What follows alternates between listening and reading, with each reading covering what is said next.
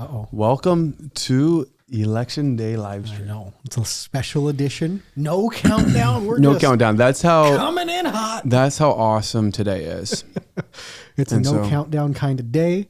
It's an amazing day. It is election day. We have had May, June, July, 4+ months of build up to get to this stage.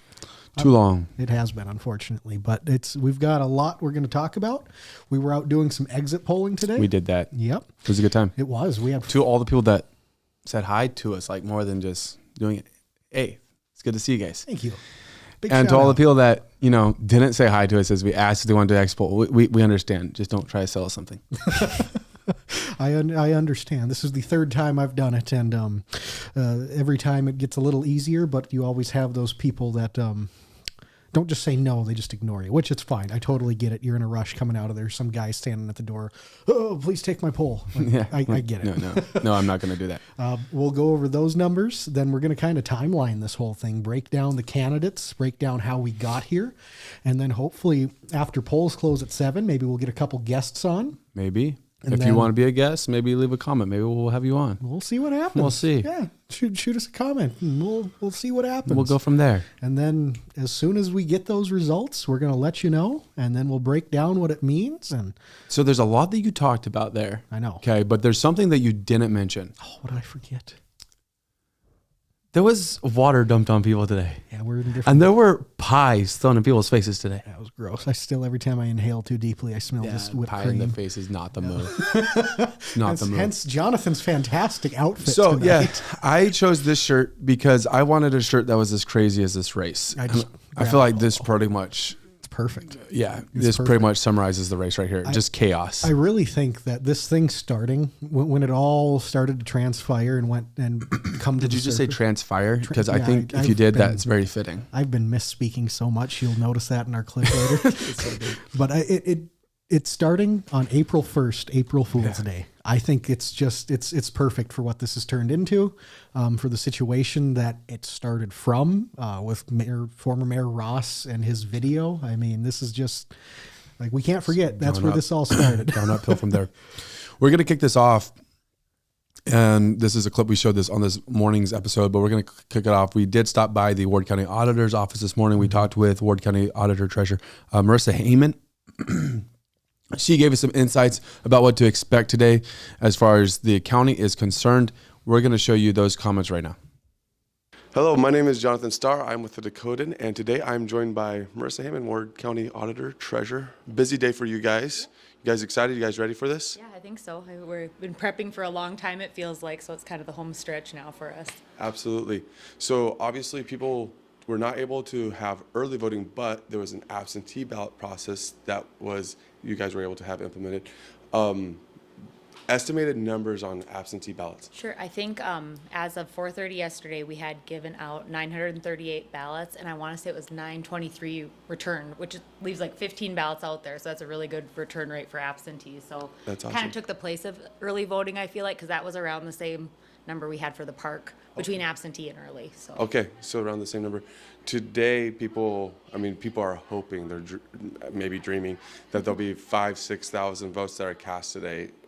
How is that? Have you guys thought about that at all as you guys have gone through how you guys will take care of things on today, with it being maybe potentially extra busy? yeah, I'm thinking this one will be a little bit busier than the park. I mean, I always prep for more than enough. So Yeah. I think maybe my dream is we'll have that many. Usually I'm a little, disappointed with what I estimate, I guess, for turnout.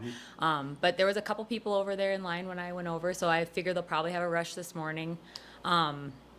I can't remember how many ballots I sent them. I feel like around 2,500. So I'm like, okay, in my mind, I was like, if that can get us to lunch, that'd be good. Now that might stretch us all day. I guess we'll Right. kind of see Yep.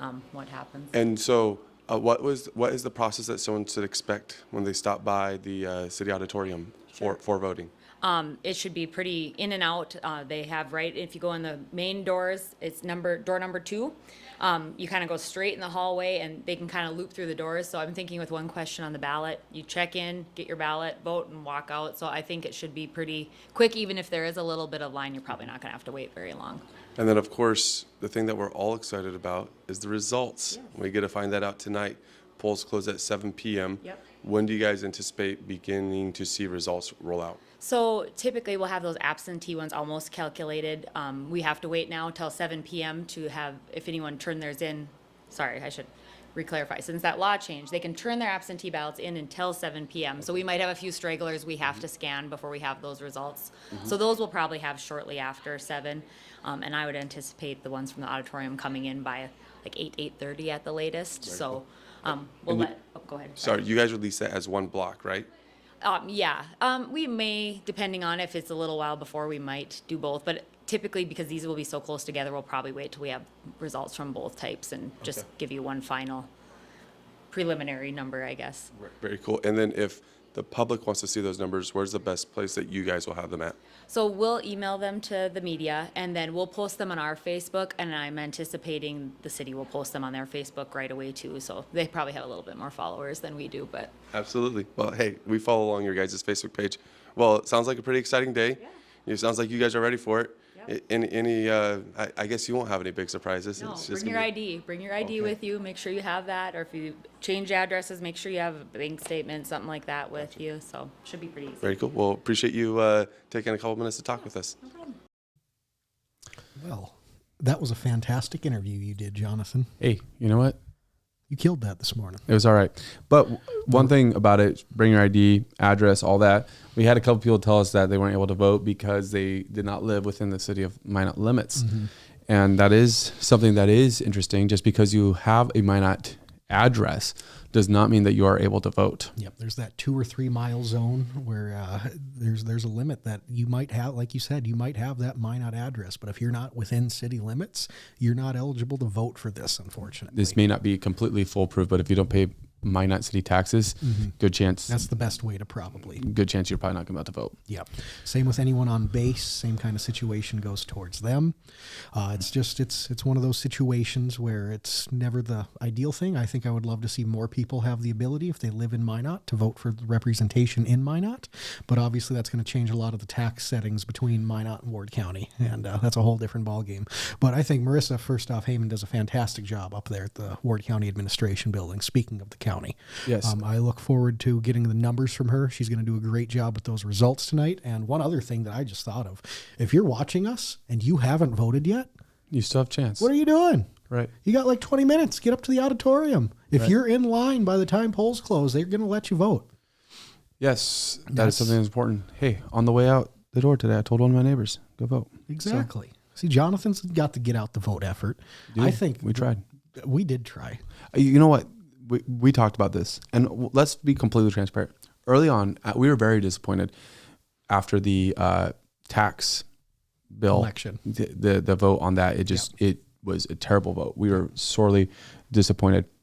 Yes, great theater and stream. Congrats to Surrey's new junior high football coach. Well, thank you. That's me.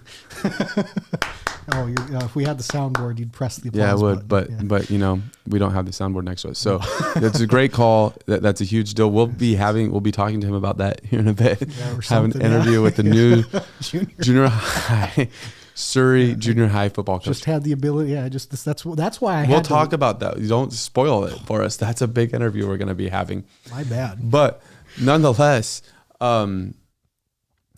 getting out and voting. I don't even know where we're going. So great job on totally. We were talking earlier before that comment. We were saying how we were disappointed in that June election. We were, because I was, frankly. I had less than 2,000. Yeah. Because leading up to that, I had put out that big article, a couple of them, where I went over the North Dakota cities voting history and Minot specifically. And great articles. Thank you. Obviously, Minot has not a great voter turnout history, but you look at, I was expecting more than 1,900 people at that stage. So, and then at the same point, I was doing polling around that, survey polling around that time too, and it took almost a week to get 150 people to respond to it, which obviously it was a little, I sent it to a few people, and I was out on election day in June at that point too. But I'm about to show you that poll. Yeah, you flip to today, we got 178 people to respond to the poll within 2 hours. Yeah, which is just incredible. It was incredible. There was a consistent stream the whole time we were there. Whole way when in, I went and voted, there whole was a way stream out. there. And I voted earlier in the day. Yeah. When I voted, there was around Well, just go noon. There was around 1,700, I believe is what I saw. Noon, there was around 1,700. I believe when I voted, we were around 1,000, and I voted more 10:30 time frame. And then at 2:40, they were over 2,500. Yeah, I saw in-person votes. from KMOT at 5 p.m. over 3,700 in-person votes. And so yeah. you include, just if we do a general number, which is terrible, we'll round up on this, just add 1,000 to that of early absentee ballots. Yeah, you're looking at least minimum 4,500, probably closer to 5,000. That there's a really good chance that we hit that today. Yeah, which is incredible. Because right now too, it's been mentioned in some comments, like a lot of people getting out to vote between 5 and 7. Yep. Like when people getting off work, they're heading out to vote. Absolutely. That is one of those things you're going to see. So we were saying we were going to take credit because we were so we're like, we're going to get out to vote campaign. But what was interesting was the entire city did that. It's been there fantastic. was businesses that were using their billboard space to say get out and vote. Yeah. There was just multiple people, organizations throughout, get out and vote. Tremendous support we've received in this effort from our community. All you guys, thank you for that. We appreciate it. You had K-Hits 106 putting our debate on the radio. Right. You had the EDC do their forum. Fantastic effort. And then especially these last few weeks, you've really seen a big effort. Like you said, you've got billboards out and about. It has been a tremendous effort by the city of Minot to get people to vote this time. By the people of Minot, not even the organization. By but the people of Minot. Minot So to get out kudos, and vote. Yes. kudos. That's awesome. 3,700, and that's over 4,000. That exceeded my expectations. Absolutely. I was thinking 3 to 4, and I felt I was being optimistic with those numbers. So earlier this year, around the property tax, June 4th, they came out. Sales tax, additional sales tax vote. We're going to be struggling with words all night, so just bear with us. But anyways, there was a poll that you did, and this was the first peek into the mayoral preference poll, is what we said. Yeah. Called it. Our graphics are going to be subpar today, so just hang with us. We have to use a different software because we will be having people join us remotely. Yeah. Nonetheless, we had this little graphic right here, Ta-da. left to right, since that's the way it's going to go. Mark Jantzer left, Rob Fuller, Paul Pittner, unsure, undecided, and Josiah Royce. And then you can see the numbers above. Yeah. So it was incredibly narrow. It was very close. And you saw very tight between Jantzer and Fuller is what you saw. Yeah. And with the amount of undecided voters at that time having over 14%, and especially with the margin of error included in this, which was almost 9%, you're looking at a potential 20-point swing for someone in this situation. Yeah. So at this time especially, and I think up until today, this race was wide open. Right. This could have been anyone's this was wide open for anyone to go and grab momentum and really run with it. And so then throughout that, we began to see some things happen. Yeah. There was stories that hit that we'll I think dive into this in a little bit here. I think Jantzer was the one that pretty much stayed free of too many stories being written about him. Everybody else was somewhat in the fray on it. Had something one way or another about something come up, whether it was them or them involved in something or calling someone out for something. Yeah, it was an epic time. And so then that led us to today, which we might have, if our graphics guy can get with it, he might have the polling numbers that we were out doing today. Because when we were out this afternoon, like I was saying, it was for about 2 hours we were out there. And we went from 1:30 to 3:30, give or take, and we had 178 people respond to the poll. Fantastic. We appreciate everyone that did it, and here's how it was looking. This article's online. You can see these numbers more, but again, this is about all there is. As of right that point, Jantzer was in the lead. He had about 42% of the vote. Following him was a very narrow second place between Pittner and then Rob Fuller in third. Then you had Josiah in fourth with a couple of write-ins in there as well. Absolutely. I met one of the write-ins. He's a great dude. Sad to say he won't be winning, but seemed like a fantastic dude. Tragically, probably the odds are not in his favor. I believe he had a very good write in campaign if he was trying to get that going last second. Yeah. We have been the central place for coverage on this, and I never heard about it, unfortunately. But no, definitely different numbers showing here. Obviously, as was pointed out by somebody, and you've already drawn attention to it, time of day does matter on this, especially with it being a lot of votes coming in today, not as accessible early voting. So we were out there, you said 1:30 to 3:30. Yep. Right in that time frame. Take that as you would. I'm just happy to say that there's been a steady stream of voters coming in all day, but these are the exit poll results that we were able to gather today. So Jantzer has that lead in our exit poll, and then Pittner's in second, and Fuller is in third, with Royce trailing significantly. With all polls, just as always, take it with a grain of salt. Grain we of were salt, man. there for a couple hours. This is only the people that said yes to taking the survey. So Yeah, 178 though, and so really appreciate everybody that did do it, Yeah, because it is neat to get this data, and it's neat to be able to compare this data to the final results. Yeah. To kind of see what that looks like. to a couple months ago. at Yeah, this point. right, Like, yeah. we can see a little bit depending on what the final results come in, which I'm very nervous how they're going to play out. Like I have Yeah. no idea if I can trust this polling data we've done. Like we've put a lot of work into this stuff, and I want it to be accurate. But again, like we were saying with all polls, you don't really know. So now that we're finally coming to a head with everything, I really look forward to seeing how the results turn, and if these are and have been an accurate snapshot in Minot, or if it's just kind of a neat little side project that we were able to do. Absolutely. So very, very cool on that. Zach, thanks for that comment. He says, appreciate all the great coverage, guys. Some of this increase in voter turnout is definitely thanks to you. Really appreciate that. It means a lot. So where do we go from here, Kyler? You want to try to timeline stuff a little bit? Should we just walk through where we got to here? Sure. But before we do that, let's show them what they're waiting for. Okay, just get it over with. Let's do it. So somewhere around the park board, when they did their deal for the sales tax, somehow I forget how we both got I don't even pulled into this, but somehow we said dumb stuff on air, and then we ended up having to. I know one of pay them the had to do consequences. with It's voter turnout for the for that Jews. one. Yeah, but I don't know what the other one was. I don't know if we both just forgot what we said, and rather than looking it up, we're like, we'll both take the punishment. Just take it, accept it. So yeah, this afternoon we found some time to step out into the parking lot and accept our losses. And so, poor Kyler. Yeah, it was gross. Part about this whole deal? Well, we made it outside. It's Kyler Collom here with Jonathan Starr. We've got a bucket full of water. The ice is melted. But Jonathan, you ready? No. You want me to do it front or back? I want you to miss me. To miss you? Well, that ain't happening, Chief. Sorry. Well, we're going to go three. Don't count it down. Okay. I might move. He tried to move. Woo! Feels good. That feels so bad. Oh, I bet it does. Kyler, how did it feel? Or how did it feel to be able to dump water I on was me? going to say, you tell me how it felt. It felt terrible. It felt cold. I mean, the ice was non-existent at that point, but it was still less than pleasurable. It was cold, yeah. It was terrible, It man. was funny. Yeah. I enjoyed it. I'm glad you enjoyed it. Oh, Yeah. I'm sure you enjoyed the following. Well, I did enjoy the following. Yeah. And you know what?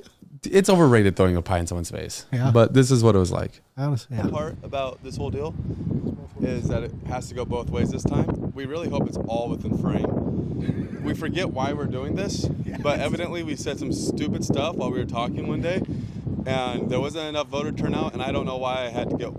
I don't know. We bet on something or Yeah. something. So you want to take a step towards me? Of course. Sorry.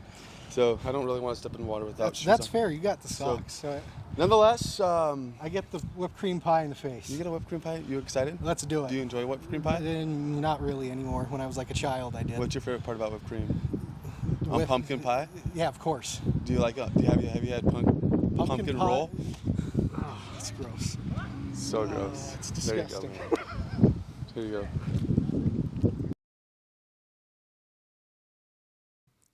Well. That was fun. That was fun. Did you said you still get to fill the. Yeah, I take a big whiff in. There's still a hint of like vanilla in there. It's interesting. It was all up in the beard, all in the hair. Obviously I'm in the purple polo now, so Yeah. the headband's gone. Definitely had to make a change of clothes for that. Oh, dude, it was fun. I enjoyed it. I have doing anything with this is a blast. So I will gladly take a pie to the face for it. Yeah. KHOTS 106.9. That sounds awesome. Definitely throw it up on the radio if you'd be so willing to. Really appreciate it. And Michael, trying to remember where the write-in was on the ballot one. I voted. I believe it was there. Yep, it was at the bottom. Yeah. I saw someone else post a picture to Facebook today where they wrote themselves in They as wrote well. themselves in. Yes. Good. I'm glad there's a few. Yeah. So expect a few of those to trickle in as it comes forward. Michael, thanks for going live. Jonathan, Kyler, keep up the good work. Hey, thanks, Michael. Really Thank you, appreciate it. Thanks for watching. And again, what Jonathan was saying earlier, if any of you are interested in coming on, maybe just leave a comment down there and we'll see what happens. We're not guaranteeing anything with the software, but we'll see what happens. Jeff, thank you guys I think you guys are part of the reason so many are interested in this election. Kudos to you guys on the great coverage of all. Really appreciate it, Jeff. Thank you. Thank you. That means a lot. Genuinely. It's good to feel like we maybe aren't awful. Zach, Jonathan, you were hesitant about that because you didn't want to have a Howard Dean moment. Dude, I did not want to have any embarrassing moments. Yeah.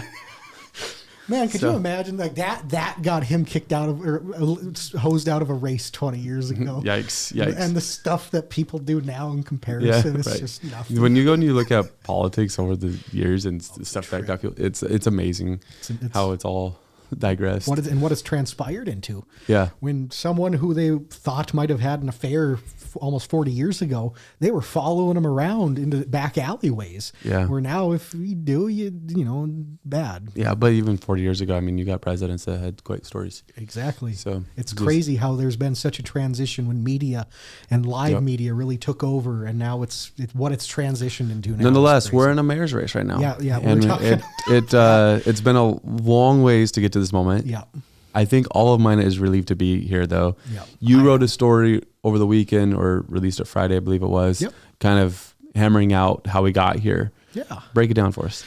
Well, obviously, if you weren't aware, now former Mayor Tom Ross was a few years into his term. He resigned at the beginning of this year. It actually happened in April 1st. It was starting to trickle into the news a little bit prior to that. April 1st, April Fool's Day, we get the announcement. We're all sitting at City Hall. Tom Ross does resign. So immediately following that, in a special council session, they appoint Mark Jantzer as interim mayor. And within a week or two following that, at that next city council meeting, Mr. Josiah Royce presents a petition for a special election, because the initial plan from the council is they could have called a special election themselves as well. But their choice really, they were just, because the election is next year anyways for the full 4-year term, they would have been fine allowing Jantzer to be the interim mayor for the year and serve out the term. Fast forward into, 2 weeks following, Josiah has the petition come forward. Now he also at that point announces his intentions to run, which, biggest thing I think to give to him kudos. If you're going to have the, cojones to go out and get this petition signed, at least you're out here running for it as well. So you get that announced, and then within a couple days, Mark Jantzer confirms that he will run for it. About a week later, you get Rob Fuller comes on here and he announces he's running as well. And then a couple days later, shockingly, Paul Pittner jumps into it. And it's now a 4-way race with 4 incredibly different people. So you have, it's pretty quiet for that first month of May. But when June rolls around, that's when it really starts. I feel like our debate kicked it off. I want to say it did. Yeah, that's when the campaign season really feels like it starts. Yeah, and I don't say that in a gloating way. I just say at that there was gloves that came off at that debate that or got put on, however you want to look at that, and it stayed that way through the end of the race. You know what? We've hardly actually discussed it on air before. Like there was one episode. Yeah. Well, sadly, I was gone the episode after. Yeah. I heard about that. Yeah. You were out of town, but the two of us, we've barely actually discussed it. Yeah. So what was your, I think we did one time, but what was your biggest takeaway from the debate? I was glad that people just did shake the gloves off and went at it. I thought that was good. I thought that was semi-healthy. Obviously, some feel like it was too much. I was disappointed when I heard afterwards that there was a lot of chatter in the crowd. Yeah. Like that was a little bit of a bummer, because if we should have had a better way to monitor that, it's on us, but we didn't realize it was going on. Otherwise we would have called it out. We heard the one time that there's interaction between the candidate and the direct interaction. Yeah. Like we could hear some, it sounded more like cheers and jeers. We couldn't really catch anything specific where we were up front in our little booth there, and we were focused on it. I mean, we were going back and forth. We were taking audience questions, trying to figure out what we were going to place next. It was a lot into our already weaved thing. And I thought the candidates mostly did great. Yeah. Obviously the Pledge of Allegiance to kick it off. So I don't know if you haven't, go back to the debate. If you have not seen this part, go back to the debate on our YouTube channel and just watch this part, because it is the most hilarious thing ever. When Josiah Royce goes, we ask him to open with his opening statement, and he's like, we haven't done the Pledge of Allegiance. Can we stop and do that? And it's this awkward moment where like, I don't know, but like, I don't know that we should do this. We don't have a flag. And he just rolls with it. He's like, I guess there's no flag. I guess we'll just look over there. And so he looks over there. But the best part is all the other candidates look over in that direction too. We're just looking at nothing. You see them all follow suit. They just are looking at nothing on stage. It was one of the most, I mean, I don't know how I feel about it. Like, I didn't love it going down, but it's when you watch it back, away from the moment, it is a hilarious moment. We should have realized that, or was thought to do something like that leading into it. Hindsight's always 2020. It is. I mean, to be fair, he had his rally and he was struggling to find an American flag himself. Yeah, that did happen. See, man, in 4 minutes, we can say whatever we want. Exactly. We're so close. So our debate wraps up and it goes fantastic. Again, thank you so much to everybody that showed up. We had a fantastic amount of people that showed up and hung out with us that night. Over 140 to 150 was the estimate. Fantastic. A week later, it was the Economic Development Forum. It was about 2 hours long, and it was the EDC. Excuse me, EDC. I always get those. It's the EDC's forum. Yep. Minot Chamber EDC. Yep, and they did a fantastic job of hammering down policy points in that forum.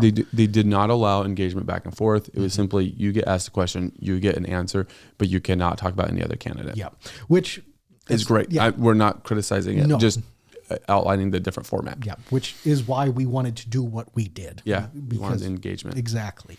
And again, the forum has some incredibly fun, in-depth questions and conversations that they had in that. Then you transition out of that and you start rolling into July, and that's when some real interesting stuff starts coming to light. That's when you have Rob Port coming and dropping some articles on the candidates' backgrounds.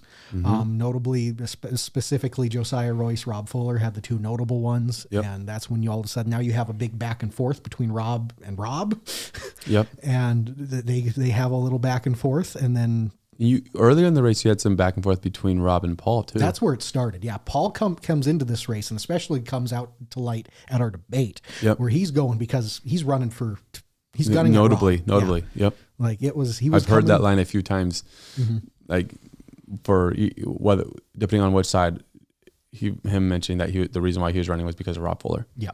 And it was a little murky at the start of it, but that's what he settled on and he hammered home with. That was what he was running for better or worse. That was the role. And so back into July, you have those stories come out. Then you have the billboard that comes out and that whole mess of a situation.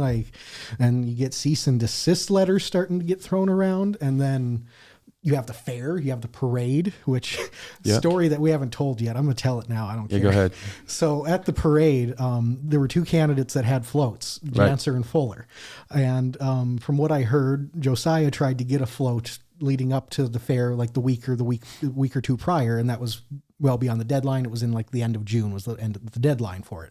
So unfortunately they had to decline it, but guess who is still rolling around the parade? Well, I heard from a few different sources that there was one candidate that was still walking around. He wasn't walking. He was on rollerblades. Yeah, okay. He was blading around. He was cruising throughout.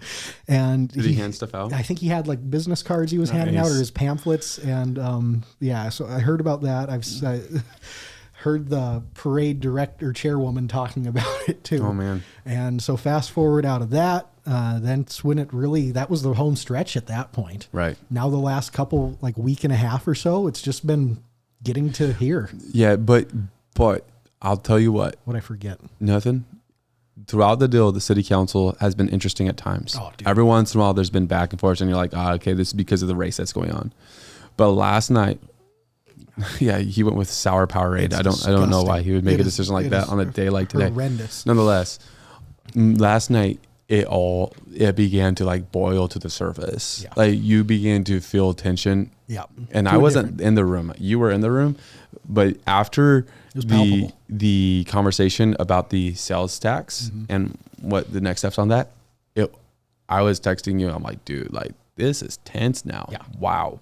Everyone is kind of upset. Yeah. Literally like 6 out of 6. Yeah. We're in one way, shape, or form. It was the most intense thing. And it really makes you wonder the unique dynamic that can't be overlooked about this race is that 3 council members were involved in it, but all 3 council members have to continue to serve. Yeah. Like they're working with each other throughout. So it's not a deal where they may be voted back in, they may be voted back out, whatever. No, they're all vying for one spot. And at the end of the day, next or a week from this coming Tuesday, 2 weeks from now, basically, or Monday, Yesterday, they're going to have to be professional. it's back to business as Maybe usual. not friendly, but accommodating towards each other and back to the business of the city of Minot. Yeah. And I think that's going to be a little bit of a hard transition. Yeah. And There's some hard feelings that are going to be carried over. Yep. Hey, guess what? Polls have closed. Polls have closed. Polls are closed. Better be in line. You best be in line. If you're listening to us at line by some choice, Anything chance, goes. You're a legend. Thank you. And, polls are closed. It's Michael I'm Novi, excited. I thought the debate was engaging and vivacious. Betcha. You betcha. You're darn right it was. Okay. Okay, buddy. Heck yeah. just settle down over there. I'm ready. It's I hear you. electric. This is my jam, man. Yeah, I know. This is what I live for. So Kyler can settle down for a minute. We're going to take a quick 60-second break. We'll be back right after that. Okay. It's putting me in timeout. Yeah, to get us through today and begin to talk about what's next.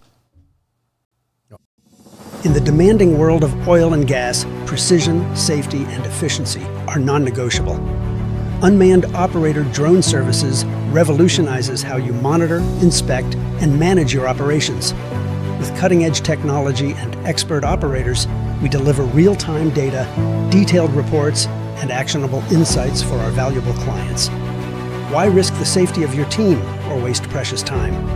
Our drones access even the most challenging areas with ease, reducing downtime and enhancing safety across your sites. We take the guesswork out of your projects by offering LiDAR, mapping, and inspection services so that your projects stay safe, on budget, and on time. Unmanned operator drone services, where technology meets safety, precision, and efficiency. Contact us today to elevate your operations. Yes, pun intended. All right, we're back. Thanks for sticking with us through that. We're going to be live till around 8:30 tonight. 8:30 is, we are anticipating the results being released no later than 8:30. Of course, that could be wrong. It just depends. There's been a huge turnout. I don't know how long it will take them to tabulate, if the amount will increase that time for them. But 7 to 8, we're going to be having a couple calls with a couple people that have followed this race very closely. Just like Kyler has. Oh, you betcha. Just like Kyler has. I tried. One of them is Lisa Hermosillo. She's someone that's been involved in this throughout. And the other one, we should be having former Mayor Sean Sima on. Yep. So that's the plan. Again, we got to work with technology and make sure everything goes as planned. But hypothetically, that's the 2 we've got lined up right now. So, or theoretically. theoretically, hypothetically, unironically, whatever word that Kyler chooses to go with at that moment. What did I say when we were doing the dumping on and stuff earlier? Yeah, I don't know. It was so good. Should we hear it back? We're nar or something. It was just all the words coming together. It was a mess. We'll play it really fast. This is a really good moment if you missed it. Well, we made it outside. It's Kyler Collom here There you with go. Jonathan Starr. Well, we're made it outside here. We're outside and we made it outside. We're made it outside. Yeah, I just We're made it outside. jumble it all together. That's go how I Kyler. rock.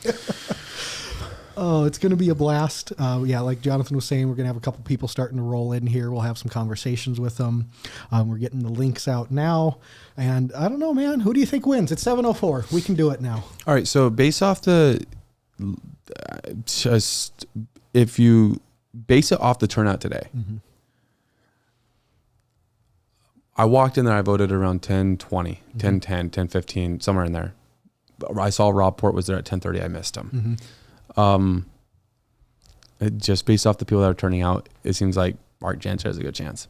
I agree. That's my gut feeling. I hope I'm not relying on my polls. And one thing I want to stress with I had that feeling before the polls came out. I And as people were coming in and voting, I was like, okay, seeing a lot of the crowd that was voting too. Is the crowd, obviously there's demographics that we're talking about, Yeah. but there's also certain people that it felt like we're trying to get people there that have said that they were voting for Jantzer, and you could see that they were trying to get people out in numbers. I agree. I think that's the likeliest, but I think I want to stress this. I think the 5 to 7 p.m. crowd, whoever ended up getting out there in the last 2 hours, could be a huge play. Oh, it's going to be huge. I think it's going to be a very close race. The polls make it look that we collected makes it feel like potentially it's going to be a runaway.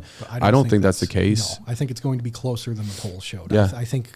I don't know if Jantzer will perform that high, and I think everyone else is going to get a few point bump as well. We don't know what it looked like over lunch, and we don't know what it looked like 4 to 7. Exactly. It's a snapshot, and I look forward to seeing what we see. If you have an idea of who you think is going to win, drop it in the comments. Start letting us know. We'd love to hear about it. Yeah, let's hear what everyone's got to say tonight. This is a blast, dude. This is what I live for. This is what he lives for. What a guy! What a guy! We did this once before. Remember last June we got to do this live for the primary race that happened. That was like we'd only been doing that for like 2 months at that. Yeah, time. that was actually one of the most impressive shows we've ever done. Yeah, we had people throughout the entire state on. Like you were rolling with getting guests on that thing, my guy. Yeah, you knocked that out of the park. Republican chair, the Democratic chair. Yeah. We had candidates. We had people throughout the entire state on that one. That was pretty cool. I didn't know what I was doing. We made it work. We were sitting in like chairs. Yeah. It was a trip, dude. We were getting technology ready the day of. Yeah. In true Dakotan fashion. That's how we work best, my guy. But it worked great. All right. Very good. But yeah, links are out. We should be seeing some people start rolling in a few here. When we do, we'll start getting them in. And again, thanks to everybody so much that's joining us tonight live. This is a fantastic turnout here even. We appreciate every one of you. If you aren't subscribed to us on YouTube, we're trying to get to 1,000. We are so close. When I started doing this last April, we were pushing just about at 200. We're almost at, I think we might have surpassed 900, or we're right about at 900 right now. So we are trying so hard to get that final jump. Hopefully this can help push it over the edge. Yeah.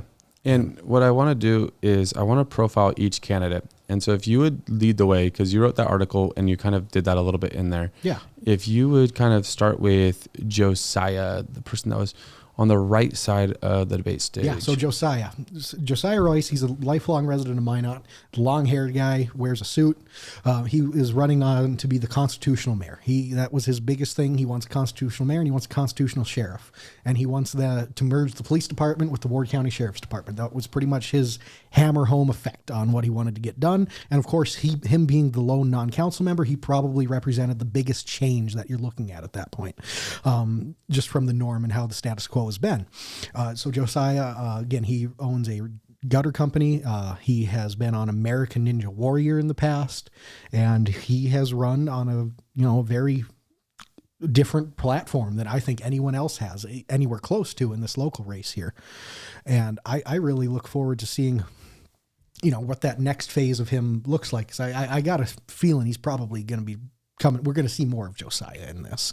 And his big thing, he had Constitutional Sheriff Richard Mack come to light, come to a rally of his. That was last week already. Time's just flying by. And we're going to jump back to that. We actually have one of our guests ready to go. Oh, we're trying. If we can get him on into the call, give us one moment. Yeah. Sorry about that. Getting tech stuff here. But yeah, Josiah has run an incredibly different campaign. He has been a wild card in this race from the start, and I am really curious as to what his final turnout numbers are going to look like. I think a lot of the time we projected it was roughly, somewhere anywhere from 600 to 1,000 as the cap, and I'm really curious where that's going to end up lying at this point. Absolutely. Well, Lisa, you're live with us. How are you doing? Can you hear us? Good. How are you? Oh, there she is. I can hear you. Can you hear me? We can. You are good to go. Thank you so much for joining us, Lisa. Yes, we appreciate you taking the time to stop by tonight and give us some thoughts on the race. Absolutely. Thank you for having me on. Of course. It's been fun to watch you guys. This is, again, I know you've heard from all of your comments and been reading it, but this is fantastic. Thank you so much. We always appreciate that tremendously. Thanks to you. You've been an incredible help to us along the way as well. Before we jump into the race, though, really fast, you just got done an event here in town. How did that go? It was a lot of fun. The kids had a blast. There was a lot to look at, a lot of little goodies and bags that they got to take with them, a lot of treats, drinks, and of course they got to see their new pal, their best friend right now, which was Chief Fry. So that was like one of their main things that they were really looking forward to. So we got to chat with him a little bit. There was a great turnout there, and I'm glad that the weather kind of picked up a little bit. I was kind of worried it wasn't going to be as nice out, but it was. So yeah, a lot of those storms that kind of sounded like they were rolling in, and there is some severe storms throughout the state. Did hear that. Check out KHITS 106 for some latest updates. But luckily, like Lisa said, we missed out on the bulk of that, and you guys had a tremendous evening for the Minot Police Department event that was taking place out at Oak Park tonight. But now that we're back to the polls race, are closed. Who's going to win, Lisa? Yeah, Let's just get straight to business. Polls are closed. Votes are being tallied now. Who's got this? you know, I honestly feel like Jantzer is going to pull in the win. Although I do agree that it's going to be very, very close, and I could be obviously far off on this, but I think it's going to be really close. I actually was thinking it was going to be really close between Jantzer and Fuller, just for a number of different reasons. But again, we could be surprised. Absolutely. Undoubtedly. No, I agree. I think it's going to be close between Pittner. I know that's a cop out, but I think it's going to be close between Pittner, Jantzer, and Fuller. Yeah. I think Pittner, at first people were unsure because it felt like he was just jumping in, but the more it has gone on, it feels like his stock has risen. Mm-hmm. Jantzer's never rose, but it never fell. That's how I kind of feel about his. Yeah. And so it just feels like it's kind of been tight neck and neck between those three. Mm-hmm. Of course, we'll see. The wonderful thing about Minot is like it is going to be close. It's going to be within a couple hundred votes, right? Your vote actually matters a ton. It does. As we saw in June with that park board election, 25 vote difference from yet passing and failing. Right. But yeah, no, I think it's going to be a tight race. What's some couple things that maybe has stood out to you during the campaign season? Well, I think we can all agree that this has been a very dynamic race, and in many ways, and just with all the, I don't want to say drama, but like it has been very, very dramatic. Dramatic. And there's just been a lot going on. And so I do think that this is going to be one that people really remember. But I also do feel the reason why that is because people were actually really paying attention. I know a couple of viewers did mention that just the level of effort and initiation that the Dakotan as a whole has done to bring spotlight to this race is a big reason why people are invested, and that they were very active on social media talking about it. And I think that just speaks volumes right there. It's been good to see people. I am very active on TikTok, and I made a video the other night just thanking everyone that used any form of their social media platforms to promote this election and to get voters out. So I also just want to thank you guys for doing the same.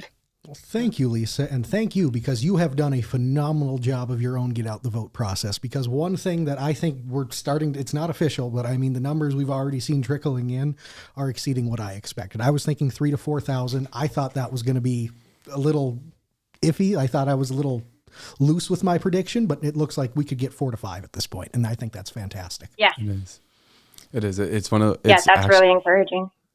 It's actually become an anticipated event, which it's crazy because it you haven't felt that in a bit for a local election. I hope it carries over. That's the biggest stuff. Hope it carries over. Somebody mentioned, Jeff Hader mentioned Lisa's comments last night at City Council were great. And that's, first off, great comments. But also that's because you are engaged.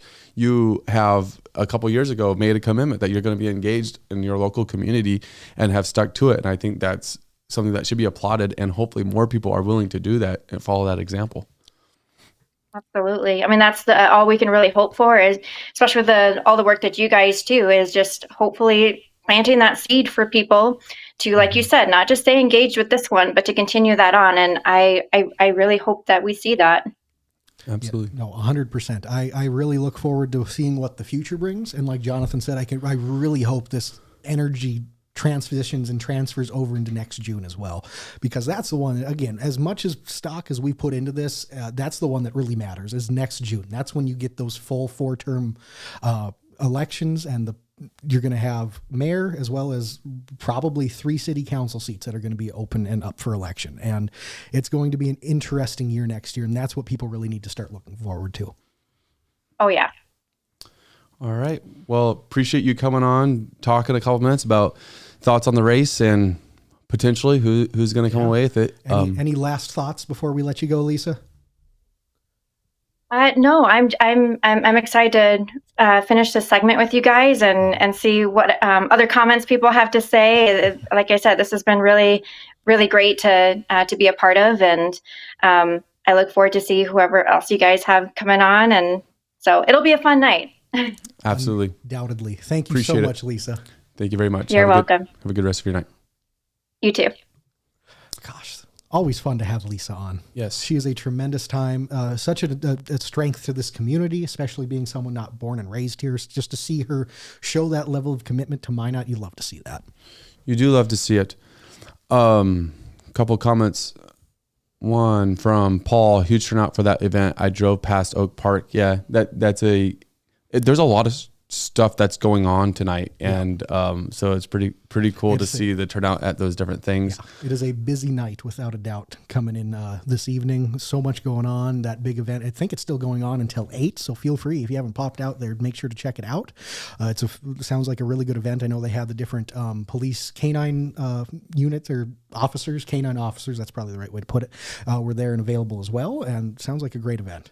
Yeah, so we're going to be having Sean Sitma join us here shortly. Sorry, our tech is kind of low tech today, but it's the way it's working. It's the best way for us to get people on remotely. It's the most consistent way. So how are we doing today, Sean? I'm doing well. How are you? We are great. We are excited to be here. It is 4 months of anticipation finally ready to come to a head. And I'm sure It's been a great build up to this point. Yeah. We have not been short of any kind of entertainment. Yeah, that's a great way to put it. I think entertainment is a great word for this. you've been around for a few of these elections. Tell me one that's similar in the past many years. I can't think of a single one that has fallen into this category. Take a look at the 2 elections that I was involved with prior to this, and those were really those that had the very first forums where the candidates got to talk about the issues. But prior to that, it was just basically door-to-door campaigning and put out signs and a little bit of radio ads, and that's it. So Cross your fingers. we've watched a lot of evolution in probably in the last 8 years.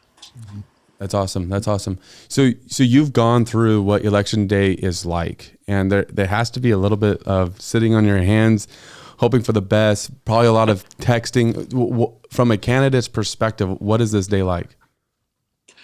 Well, for most candidates, I think it's reaching out to people and still just sending out those, in this case, text messages and phone calls and asking people to get out and vote. For mine, it was another day at work. I was trying to, take that time where I wasn't tied up and busy and reaching out, but it was another day at work and went out and voted and just continued on just like another day, and then get together with a bunch of friends afterwards and watch the results. But yes, you're right, there's a lot of anticipation, not sure who's going to show up and vote, how many people, and you really just don't know anything until the numbers come in. Yeah. And I think that's one thing that we've talked about in the past when we've had you on before was the turnout for this vote. So much we were taking into consideration with that June turnout that was so low. It looks like the numbers we're starting to see now, it looks like it's going to be a good turnout. A good turnout for a special election. That is surprisingly good. Yeah. One thing I think that's driven this one a little more, and you guys have talked a little bit about it, there's been a lot more campaigning. There's been a lot more of, a lot of social media activity and things like that. So people really were encouraging everyone else to get out and vote. So I think that has helped, at least with numbers, or at least I'm hoping that's what's been driving it a bit. With a potentially higher voter turnout, which candidate do you think that plays best for? Well, not to eat my words, but I think that probably played a little bit better for maybe Mark and Paul. in this case. I could be wrong. I could be Yeah. completely way off, and Right. maybe that's playing into Rob's hand. I don't know, but Mm-hmm. I think taking a look at the demographic that has traditionally voted for Mark and or Paul in the last few elections, maybe being a little more of a known quantity, I think that Mm-hmm. that would play into their hand. But I think about 8 o'clock we'll find out whether or not I know what the heck I'm talking about or not. Yeah. I feel Absolutely. that.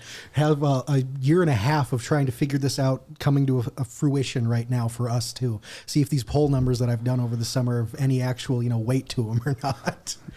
Absolutely. And once tomorrow dawns and we have interim city manager and we have a police chief that no longer has the interim tag on it, and we have a mayor that's actually voted in, where does Minot go from here? What's the next steps where we get to finally, hopefully, begin to settle into a normal pace? I don't think we're going to have a normal pace for a little while yet. And I say that because we still have an open council seat. And whether or not we decide to, or the council decides it's going to appoint, whether that's through a process of taking applications, or if another citizen, which I've heard somebody talk about, they're immediately going to go out and get the signatures to have yet another special election, whether or not that falls within the state allowable guidelines from the last legislative session that was passed. So we are still going to be in that little bit of a transition period, I think, up until about 2026, when that regular election comes around in June. But as far as the day to day, we're not going to see much of any changes, the same way we haven't seen changes in the day-to-day operations. Yes, we've got some new faces in some new places. Like you mentioned, we've got city manager changeover and a few other people within the city administration, but the day-to-day isn't going to change. But I think it's going to be that leadership in some of the bigger decisions that we're still waiting on, whether it's the liquor licenses, whether it's that half-cent sales tax, or whatever it is that is brought up next. We could still see a split decision here for a little while. Yeah, that's going to be the hardest part, especially we've said it over and over, but budget, it's going to be, you got a liquor license that could be delayed for a year and it really it might affect a few people, but a very small effect. But a budget, we've got to get through a budget. We got to have one of those next year. We can't be having a bunch of 3-3 votes on that. Well, and with the budget, at the reality of the fact is, we've got the cap. So at the end of the day, we are either going to decide to carry on forward, and I think anybody who's been paying attention to the budget sees that if we don't take that 3%, we're going to have cuts in other places. I know that's what Rob was talking a little bit about with his idea of transitioning some of that sales tax, which was at the end of the day is only $2 million, because it's not the full half penny. Part of that half penny is already going towards property tax, basically reduction, and then others into infrastructure. So it's $2 million. That could have a little bit of an impact on the overall aspect, but I think that they're going to have to pass something that probably is in that 1% to 2% increase. If we don't, they're going to have to get really creative or Right. face maybe not having something passed. Yeah. Yeah, no, that's certainly something to look forward to. And when you were mentioning earlier with the possible possibility of a special election for that open city council seat, one thing too that's interesting with that, if that were to occur, it feels like the way the timeline's setting up right now, it would end up being like right between Christmas and New Year's, which really feels like that would be not the greatest time frame for an election. Yeah, I think that 1900 vote turnout that the Parks saw with their special election might be a big number compared to if we had one in about that time frame. Exactly. So I'm hoping we can find somebody that everyone agrees on. And yes, there's going to have to be some concessions, but at the end of the day, maybe this will be a message as well, depending on who wins, that that's the direction that we need to at least lean on to get to June 2026. Yeah. Absolutely. No, undoubtedly. I look forward to seeing when the results come in tonight. It's been so much anticipation. And I think the biggest thing, it's fantastic to see this kind of turnout for an August special election. It is. I think it's a testament to the people that are paying attention now, and being encouraged to get their voices heard, because as in the Parks, we saw 20 people made that decision. Exactly. So it's important to cast your vote, whether it's a regular election or special election, and it's more important to elect your local leaders because they do have a very direct impact on your everyday lives. Completely so, Sean. Any final last words of wisdom, last thoughts before we let you go here tonight so you can enjoy the rest wherever it looks like somewhere nice you're out outside? Yes, I am sitting outside downtown, as a matter of fact. Love it. My, Perfect. my parting words, one, thank you guys for what you're doing.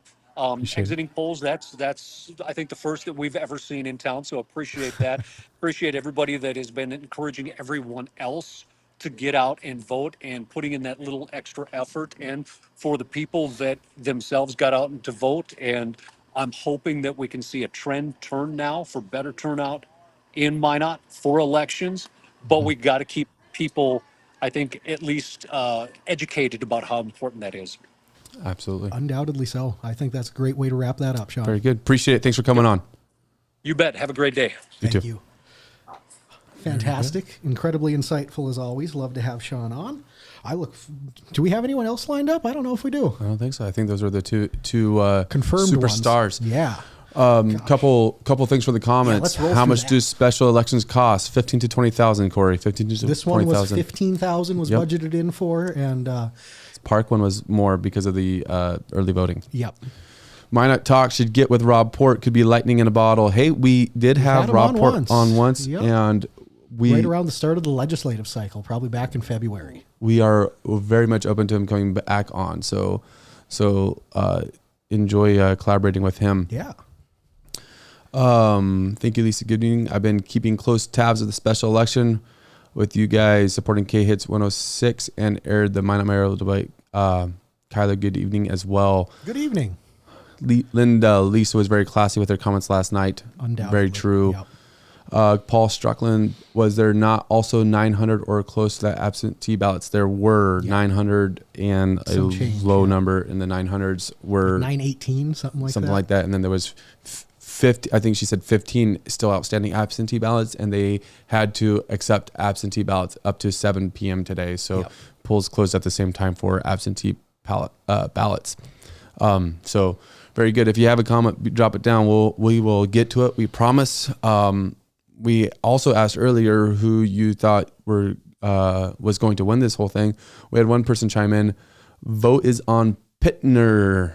So the comment sections are leaning Pittner. Uh-oh. There we go. And that's the thing. Nobody knows. Nobody knows. I think it is going to come down to the wire. I feel, I don't know, man.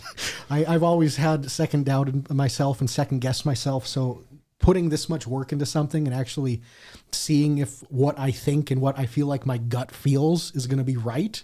I mean, it's a weird feeling, I guess, just to put it that way. Absolutely. So we did mention, we were talking about Josiah before we... we were recapping some candidates. Yeah. I started with Josiah. And so what we are going to try to do, if our technology allows, is to go and play a small clip from the debate where they introduce themselves. And so if you give us, it's going to take about 5 seconds for it to load. Might be a little hiccup. We're going to have a couple words from Josiah. Yeah. So looking forward to hearing this. And this is from our debate back on June 17th that we hosted down at the Mouse River Players Theater in downtown Minot, which again, fantastic venue, fantastic setup. Appreciate everybody. Thank you everybody for coming. Some of you know me, some of you have seen the videos, some of you have seen the interview. Thank you, Jonathan, for the interview the other day. So my platform is basically, some people are calling it crazy, but I'm really trying to focus on getting back to the Constitution, back to the founding, back to the roots of our country. And the way that we do that, the way that I'm looking to do it, is by putting the power back in the hands of the people. I was born and raised in Minot. I was homeschooled here. My parents grew up in the Minot area. My grandparents lived here growing up. Minot is very near and dear to my heart. And for as long as I can remember, the thing that I've loved most about Minot, as I've tried living in other places for temporary bits of time, is the people. The magic city, the magic of Minot is in our community. It's in the people. We saw it come out really strong with the Minot flood. There were friends and extended, family friends and stuff that came out and really helped. People that hadn't seen each other for years just showed up without even being called to help each other out. So my faith, my hope, my future, my vision for Minot is in the hands of the people. And that's why I'm trying to reduce government overreach and bureaucracy and change back the powers that rule over us and give it back to the people, give it back to us, because our elected leaders are meant to be shepherds, not rulers. And for so long, for the last I don't know, pretty much all my life, I've seen how it just gets increasingly tighter as technology increases, our freedoms decrease. These things are said to be developed for, for our benefit, for our good, whether it be, security systems and stuff or our cars. But the more things advance, the more regulations there are. And there's over 20,000 federal laws, and there's hundreds of state laws, and there's dozens of city ordinances. And how can we stop from getting in trouble with the government? We're not even required to take a test or to study these things until one day you're in trouble. And COVID shutdown was a great example of that. But all in all, I'm all about restoring freedom back to the way the founding fathers intended. Thank you very much. That was his opening statements. Kind of gives you a introduction to who Josiah is. Yep. We did have somebody drop in the comments that they voted, or they believe that Pedro is going to win. So vote for Pedro. That's right. Vote for Pedro, and all your dreams will come true. Yes. That's a throwback to a couple years ago, right? Napoleon Dynamite. Okay, I don't even know. You got any tater tots? No. Oh. Very good. All right. So that was Josiah's opening statement. Again, I think this is the best way to let them do it. Give them their own words, where we gave them a platform to speak on their own behalf. Yeah, for sure. There's a comment, Eric. Did anyone notice the two different numbers on the ballot machine? The screen read 497 votes and then 11 XXX unconfirmed or something of that nature when I'm putting my ballot. Yeah, I've seen that. I don't know if that's the total votes that machine has received or how that works. Mm-hmm. But I have seen the two different numbers on there. Mm-hmm. But I believe it's the smaller number is the one that we have to go by. As far as I know, that is correct. But yeah, that is actually a great question and something we'll try to ask Marissa sometime. Yeah. But one other thing real fast. I got sour Powerade tonight. I got cherry and grape. Cherry's terrible. Grape's pretty good. That's why would you try something new? Kyler word of wisdom tonight. But anyways, we have another candidate we got to go over, and that is acting mayor and our mayor, Mark Jantzer. Yeah, Mark. Mark is the longest serving member on the city council. He has been in for 18 years. He's the council president that was elected last June or July, whenever it was. And Mark has some of the most experience of any of them. He's also, of course, the oldest candidate. Mark has a really big emphasis on teamwork, making sure the city government functions as necessary, being that steady hand, and of course, Air Force and Task Force 2021 are some of his biggest things. He is the steady leadership guy. He is the status quo, don't rock the boat, and that is both, I think, a strength and potentially a negative if something doesn't turn the way it kind of feels like it's turning. And also on top of that, he is definitely the quietest and the most, I don't know if even keeled's the best word, or reserved maybe is a little better of the four. And again, I think that works both ways. What could be potentially one of his biggest strengths could be a liability for him. It's because this was, again, such a deeply polarizing race. Like, you had so many people pulling at everything, and when you have someone that's a little bit more quiet, it's harder for them to break through and rise to the surface. But Mark starting in the position he did as an effective incumbent, it's hard to almost unseat that as well. Absolutely. And so give us a second here, and we have a word from Jantzer, whose slogan, Jantzer is the answer. So what is Jantzer's answer? Ladies and gentlemen, it's a pleasure to be with you tonight. I'm running for mayor because Mary and I love Minot. We have since we moved here in 1977 and felt extremely welcome right away. It's our community, and to me, that means that we're all in this together. There may be things we disagree about, but all of the citizens are served by and rely on the city of Minot to provide services. Why am I running for mayor now? Because after long service on the city council and in other leadership positions in the community, on the local, state, and national level with military organizations, with my contacts and experience, I believe that I'm well suited. I've been the council president more than once. I've led key policy committees like the Change of Government Committee and the Pay and Benefits Committee. And I've gotten on-the-job training for the last couple of months. That's kind of a joke, but I'm glad to be acting mayor. I'm glad to be running for mayor. I'd like to continue to serve this role for the community. Thank you. That clip reminds us that there was no mic crowd. So the crowd probably did actually smile or laugh a little bit, but we don't get to hear that. That's one thing. We did not selectively mute the crowd. There was just no crowd mic. That's one thing we took a little heat from after that. Like, we apologize again. There were 5 total mics at the facility that night, one for each candidate, and the 2 of us were sharing one. But that you get to hear, basically, as you kind of stated in the profile, relies on his experience. Yeah. And again, I think, being the quiet one, and a little more reserved, I think that came out in his opening statement. Again, for better or for worse, that's who Mark is. And he's leaning into that in this race, which I think that's key for him at this point. Absolutely. We do have somebody in the comments that feels it's going to go Mark Jantzer's way. Michael says that your drink tastes like purple. Yes. Yes. All right. Kyler agrees, Michael. Kyler agrees. I love it. Moving on, we have another candidate. This one would be Paul Pittner. Paul Pittner. I don't know if he's technically the youngest, I guess. I think Josiah might have a year or 2 on him, but Paul is the youngest current member of the city council. He has been on council for 8 years, or 7 going on 8 years now. Originally elected back in 2018. He is a Minot native and a small business owner, owning also coincidentally a gutter company as well. That was funny that you have 2 people that own gutter companies running random from here. connection. Weird thing. But Paul is someone that wants to build through consensus, through collaboration, through working with the city government, and making sure those jobs get done the way they're supposed to get done. You could possibly consider him a little bit of a technocrat and how he wants the people that are specialized in their positions to have a lot of say in the jobs they do. You can see that as for better or for worse.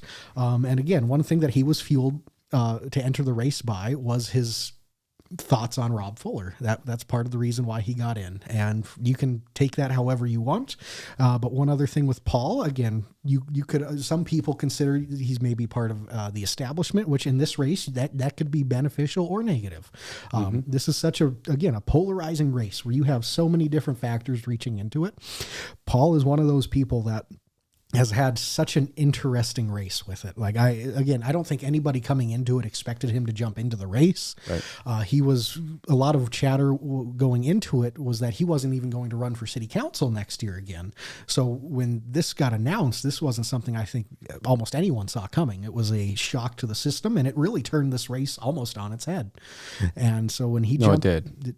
It did. Yeah. It was no almost about it. It turned this race on its head. Yeah. It turned it into a completely different dynamic at that point. Yep. And him jumping in and going into the debate. I mean, again, him and Rob went at it in the debate. They allowed their differences to come full circle and come to light that night. And I applaud both of them for doing so. So you guys, if you're actually watching, thank you for participating in the debate and for running in this. You guys killed it and knocked it out of the park this year. I look forward to your continued collaboration on council, regardless of feelings towards each other. This is going to be a great dynamic, I hope, for city council going forward. So again, Paul, one of those guys, I think he's hoping that he could get some of that younger crowd out to vote for him, possibly. He wants to, help. A lot of what he talks about too was building homes in Minot, getting a lot of that new home ownership back into play. And so with that, we will play a clip from Paul as well. Paul Pittner from the debate again. Big shout out to everyone that took place in that. Again, thank you everybody for coming tonight. This is important. It's important to be engaged with your government. It's important to get to know your candidates. It's one of those things when I got into business for myself, or whether it be in real estate or my construction business, there was something that was said to me that not everybody's going to use you, and that's okay. Not everybody's going to come to you, and that's okay. And that's kind of where I'm at. Not everybody that's going to vote for me, even people that I consider friends or family, might not just think that I'm the best person for the job. And I think that's why it's important to be engaged in these things, to really get to know who your candidates are. I'm running because I think Minot needs solid leadership right now. I think the city is in a good spot. I think the city of Minot, yes, we have challenges just like any other community does across the country. But I think one thing that we lack, and we have lacked for a while, is good leadership. Leadership that leads by example. leadership that galvanizes a team, that leads by rolling up their sleeves and doing the hard work, by empowering our staff, by empowering our citizens, listening to them, listening to their voices and their concerns, listening and trusting our staff, the trained professionals that we hire that know how to do the job better than a gutter guy, that know how to do their job better than any one of us sitting up there. We need to empower them. We need to listen to them and not belittle them. And those are the reasons that I think I would be the best candidate. I've sat by, I've been a results-based alderman in my time, whether that's through facade improvement programs. The building that we're sitting in today has been revitalized, has seen public-private partnerships with investments from these groups, whether it be the TRF, Tourism Recovery and Resiliency Fund, strategic partnerships with Visit Minot, Chamber EDC, things that have made a real economic impact for the citizens, that have lifted up our community, that have made us a shining star for the state. And it's time that we shed some of the divisiveness that has seemed to infiltrate itself into our council. Thank you. So there was Paul's words of wisdom at his opening statement from the debate. Talks about what you're talking about, trying to unify. Definitely, it feels like tries to figure out what the people want and goes with that.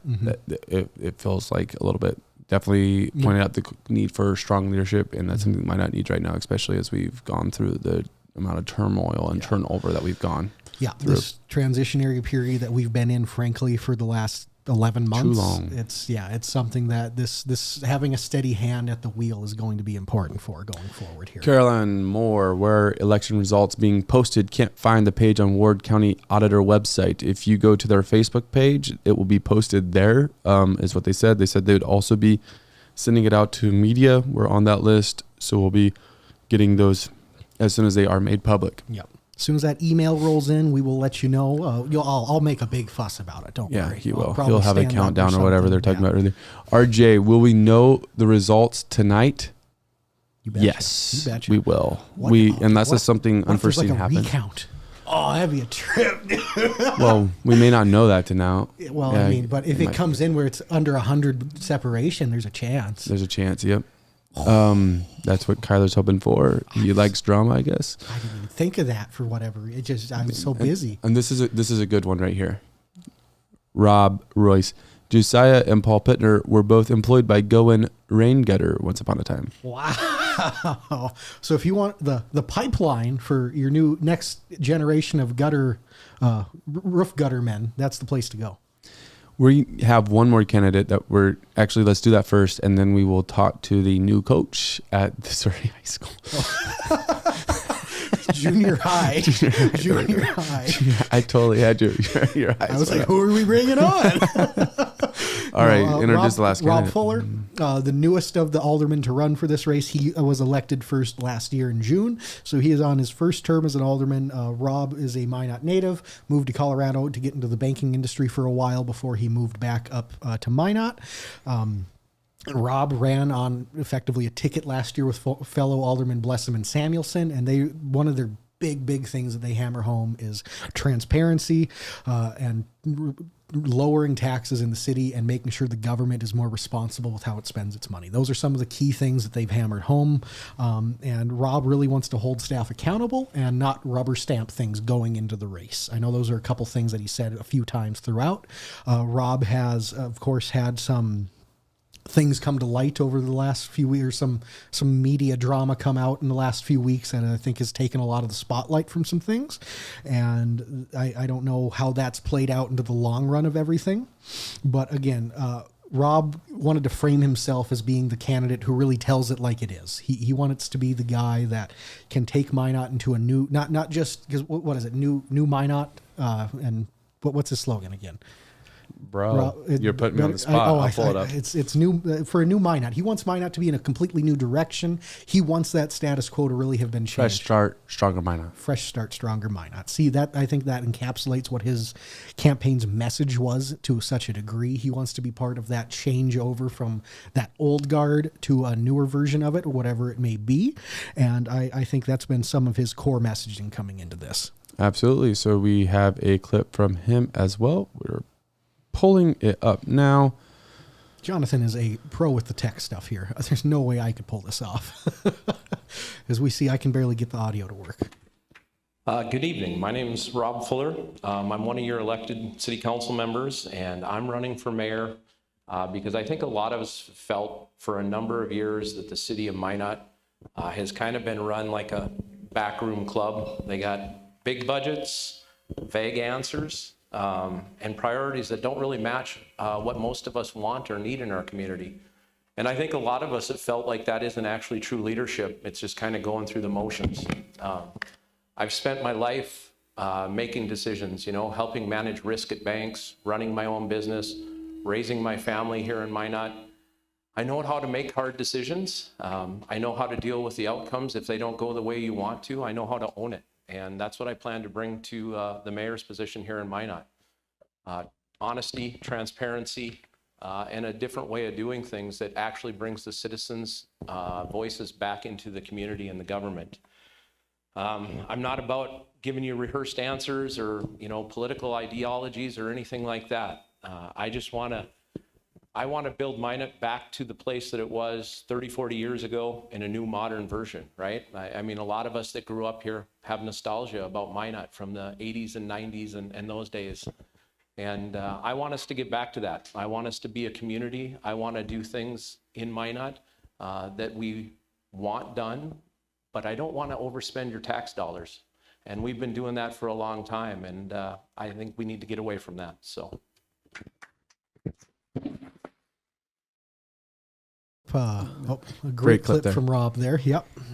Good. I think that just encapsulates what he wanted his campaign to be so much in that instance there.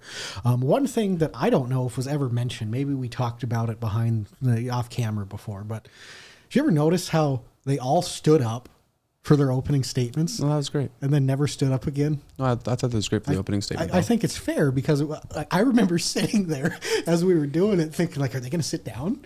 Like, are they just going to stand every time they answer the question? And maybe that would have been fine, but I remember that just being one of the thoughts going through my head when it was Josiah and then Mark stood. But if you track debates at a different level than I do, but it seems like when there are chairs that the candidates normally do stand up when they talk. It depends on the setting. If it's a town hall setting, 100%. They definitely do. They're up, they're working, they're moving around, which right. That's not what we had per se, but it was a lot more similar to that kind of setting. Yeah, definitely hybrid model there. Yeah. Also, those lights were bright. You saw it the most with, I think, Pittner. He squinted a lot. Mm-hmm. Those lights were bright. I got up there and I was like, whoa, dude. Yeah, it was, when you're on stage, you could not see the audience whatsoever. It was you could barely see the two of us sitting closer than the front row, and anything beyond that, no chance. A potential solution to this whole second number on the voting machine, it was, I believe, is how many votes were cast and how many potential votes could be cast. That was from Chelsea. Potential solution to that. Heck yeah. I like it. Yeah. Now very interesting. Here. Those are the candidates, man. That's everybody. And it's 7:47. I looked like I checked my watch. Yeah, nice watch, by the way. Clearly getting worked up here. This is the final countdown. If Europe could start playing, this would be the time. And Jonathan doesn't understand the reference in full, but that's not the point. I am very excited to finally start seeing who the winner is. See those results really come in, because we know they had over 900 of those ballots cast early, and now this might be over 5,000 total. Like, we could be pushing 6 at this point, man. Yeah, for Kyler, the dream keeps growing. It's nuts, dude. Like, if I can remember right, I think the last time we had that high of a turnout was 2018. Which that was a very different race. It was very dynamic in the sense that there was such a massive shift and changeover on the city council from the old 14 alderman non-voting mayor system to what we currently have. That was the first time we voted for the mayor in that new setup. And I think it was what Make Minot setup that they had. They were the big drive they had that year. And that really looks, I think, was the last time we're going to have seen a get out like this. And prior to that, it was like the 80s when we had 9,000 people get out to vote. Yeah, for sure. It's been a long time. Main thing I find interesting about this election is how much interest it has accrued for, they'll move around. How much interest it has accrued for a 9-month term. I wish this level of interest was around for every election. 100%. Absolutely. Yeah. I mean, so much of that goes into this is just how it happened. It was in such a dramatic way with Ross's resignation and leading into the, not the ballot, the petition being formed. Like, it was such a, you're not going to see this happen again in Minot, I don't think, for a long time. The lead up, the drama around it, you're not going to see. Yeah. But there can still be this much anticipation. I hope that's the key to it. I really want there to be, and I really hope so. Because, again, like the point was made in the comment, it's for 9-10 months. The important thing is that 4 years that comes after this, where that takes us through the rest of this decade.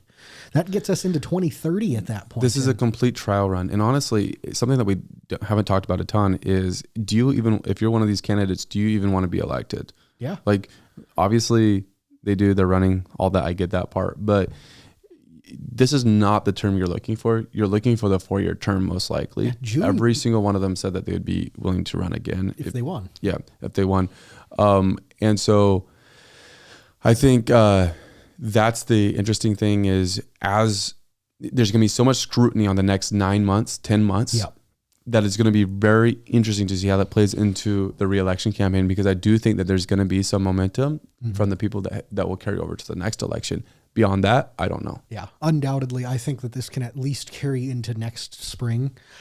Past that, like you said, who knows? But I think this could be the start of a different era in Minot politics, where people and the city of Minot start to get engaged to a different level that we haven't seen before, or at least not in my lifetime. And I really look forward to seeing that, because clearly we do this.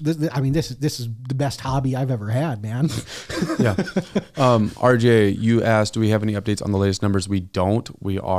He's refreshing that page like every waiting. 5 seconds. Yeah, and if he's not, I'll be upset at him. Yeah, no, we are checking emails. We are checking. I got their Facebook page up here. I'm hitting the refresh on it. Like, we're going to get these out as soon as they are available to us.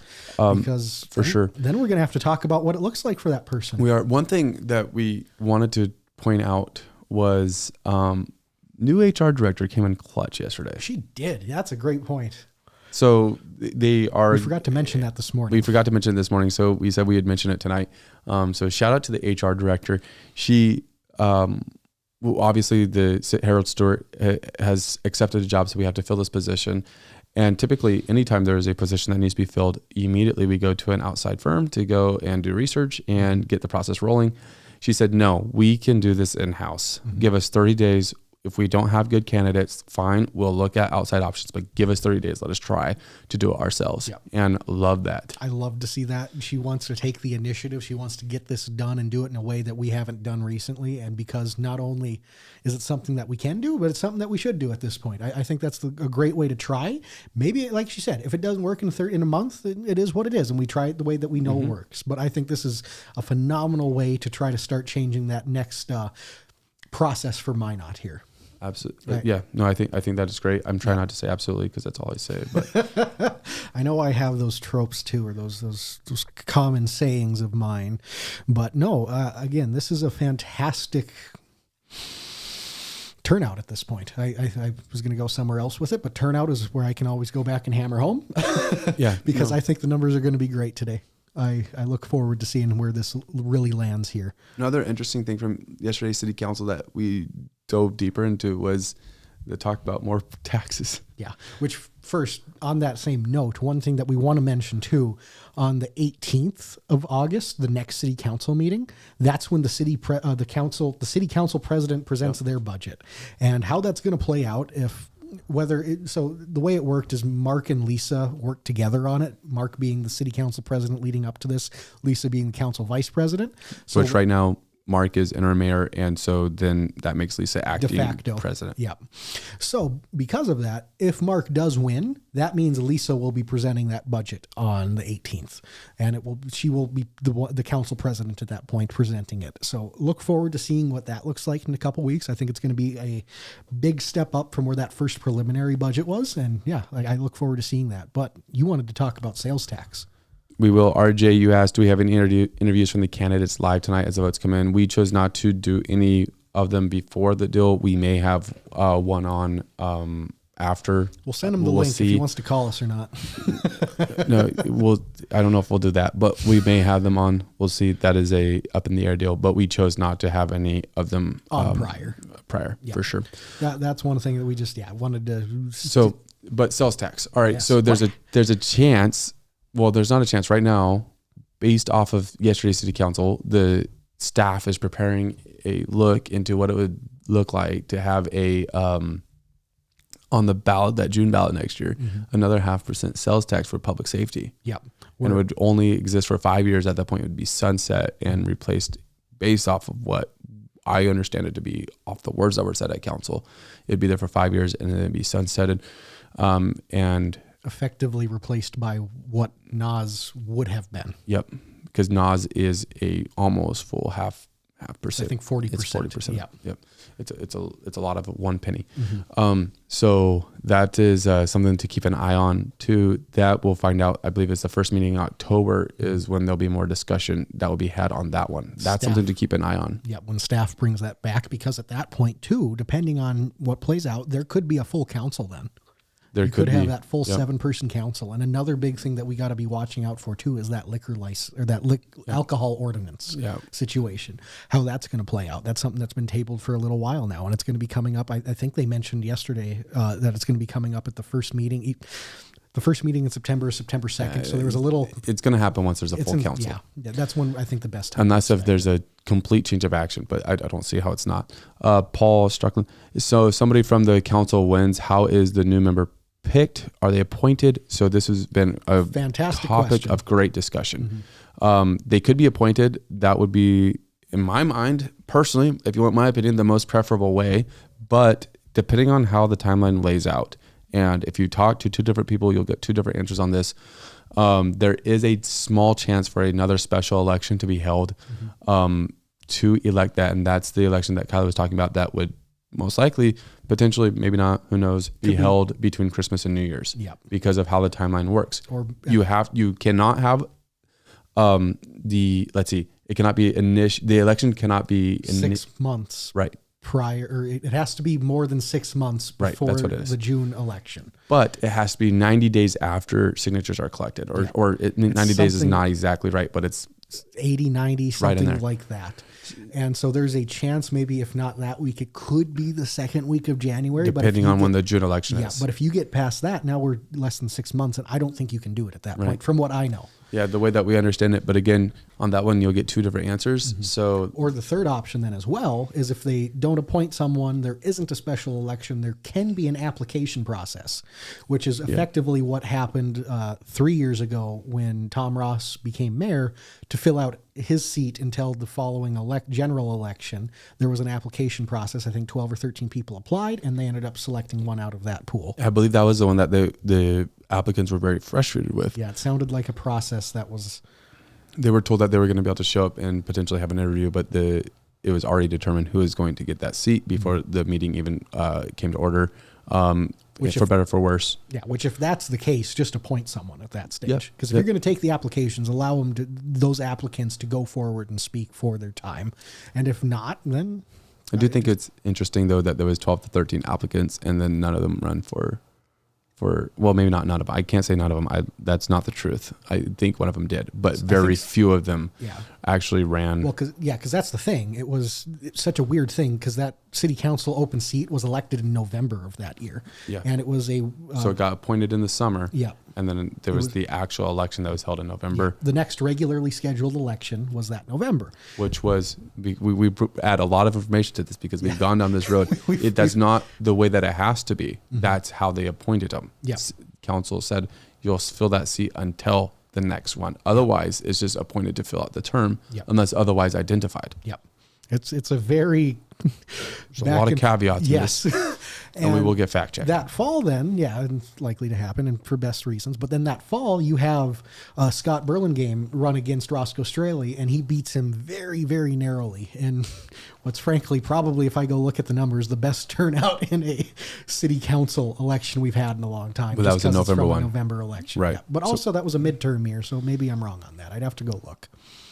But that was, I think if I'm right, Scott did apply, but I could be wrong. That's on right. that. That's what I thought, Scott. He says, hey, I know one guy who applied and then ran. I thought you did, Scott. Okay, there we go. So, yeah, kudos to Scott for doing that. Yeah. Because I think that says a lot more.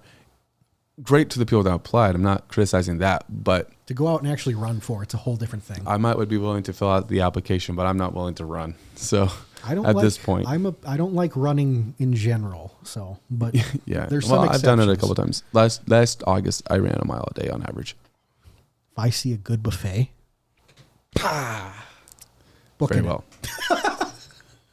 I'm sorry, we're getting loose the stage. It's 8:00. Let's refresh some pages. Oh, it is 8 See what's going on. Oh, it's 8 p.m. Do we have any Something results? happened? This is kind of the first part of the time. We do not. Not yet. Nothing's come in yet. But that's the thing. There's a lot more people that were out voting today than we kind of anticipated. So this could take closer to 8:30 till we get these results in. It could.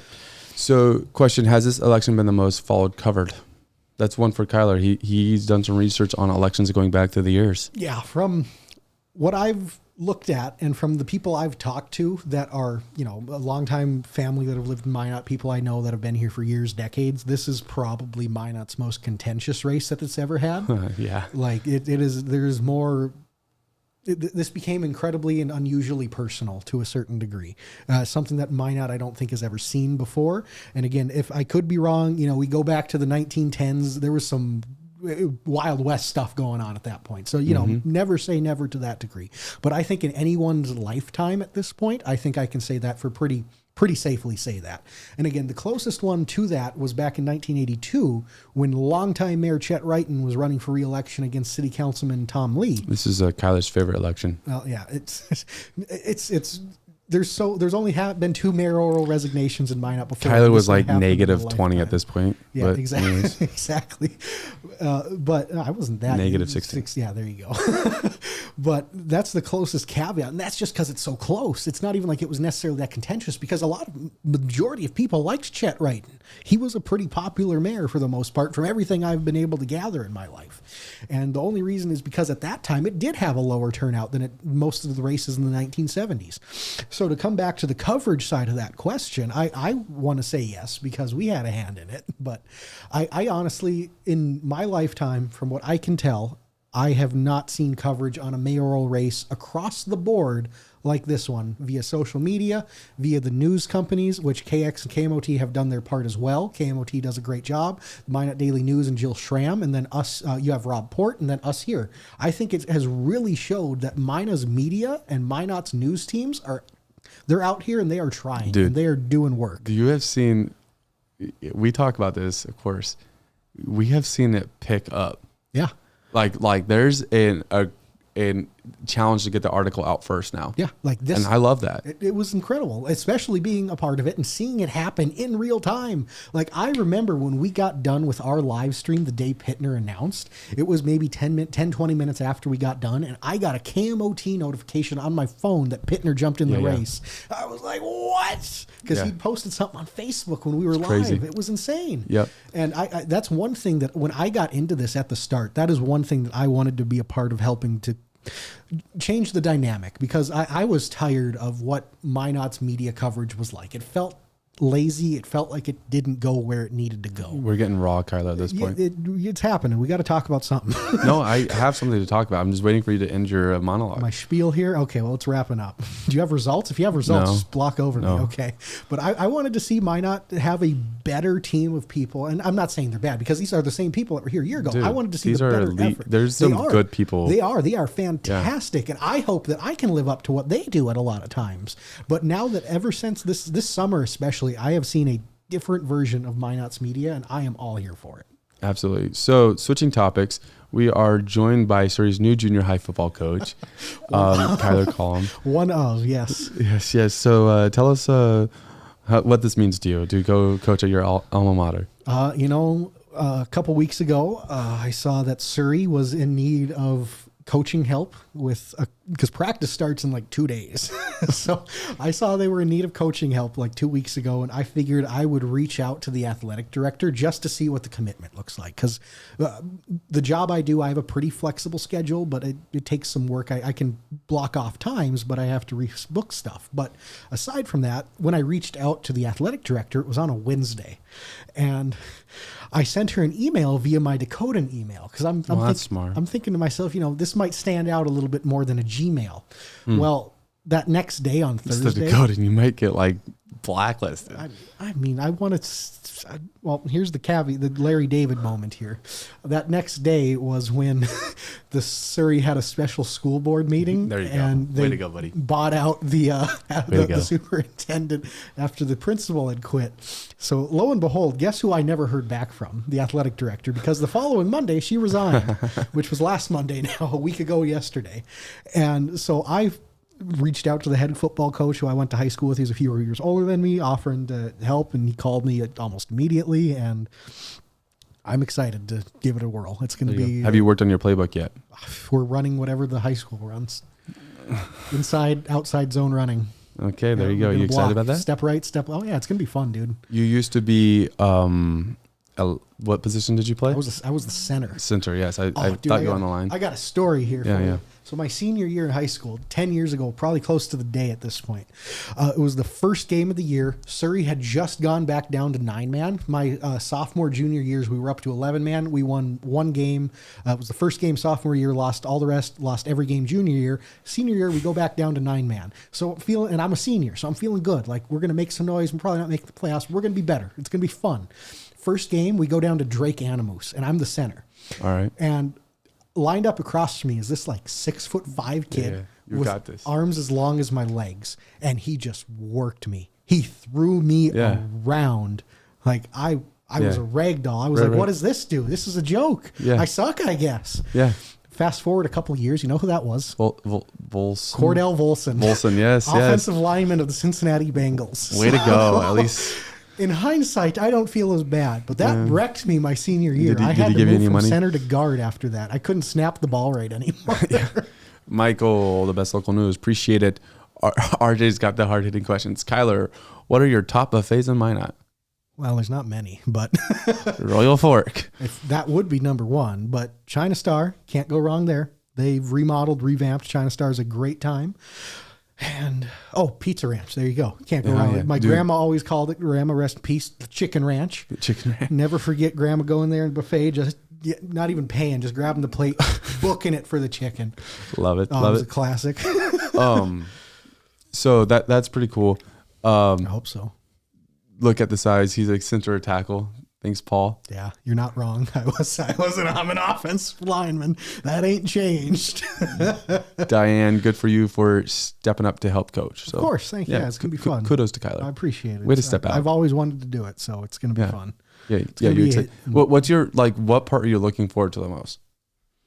Winning a football game for the first time. Yeah, I'll say that. Winning a football game for the first time since the first game of my sophomore year of high school. Because also following that, my senior year, we didn't win a game that whole year. All right, so you didn't win a game your junior year or your senior year, and all of your sophomore, except the first game.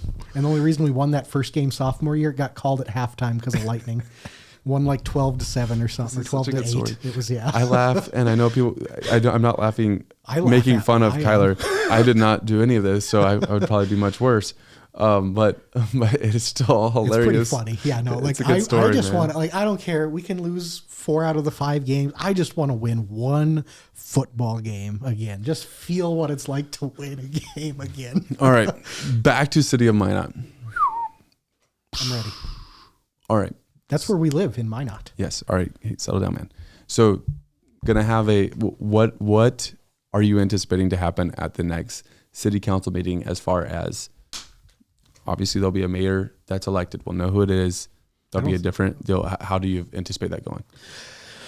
I think there's still going to be a little bit of. I don't think there's going to be the same kind of tension that we've seen at the last meeting or two. I think it's going to be a little more calm. I don't think you're going to see people speaking as frequently as you have in the last couple meetings. I think you're going to see a couple more back seats being taken. I really think you're going to start seeing how they're going to work into that transitionary period together at that point. And again, the one big thing is going to be looking at that council president's budget that comes to light. That's going to be huge, what they discuss on that. And further from that, I bet we're going to start seeing amendments to the budget at that next meeting. You're probably going to start seeing people, Mike Blessum specifically, I can guarantee you he's going to throw some stuff out there at that. He guarantees it. I put this on the Blue Rider. You can, yeah. Bingo card. Yeah, where's write that down. Mike Blessum will propose an amendment to the budget next city council meeting. That's my big my big prediction for it. But that's not early for the amendments to start coming? I don't think, if I remember right to last year, I believe that's when they started, was when that council budget. If I could be completely wrong, and I guess we'll have to throw another pie in my face then, because we got like half a jug of whipped cream that no one's going to eat. So, all right.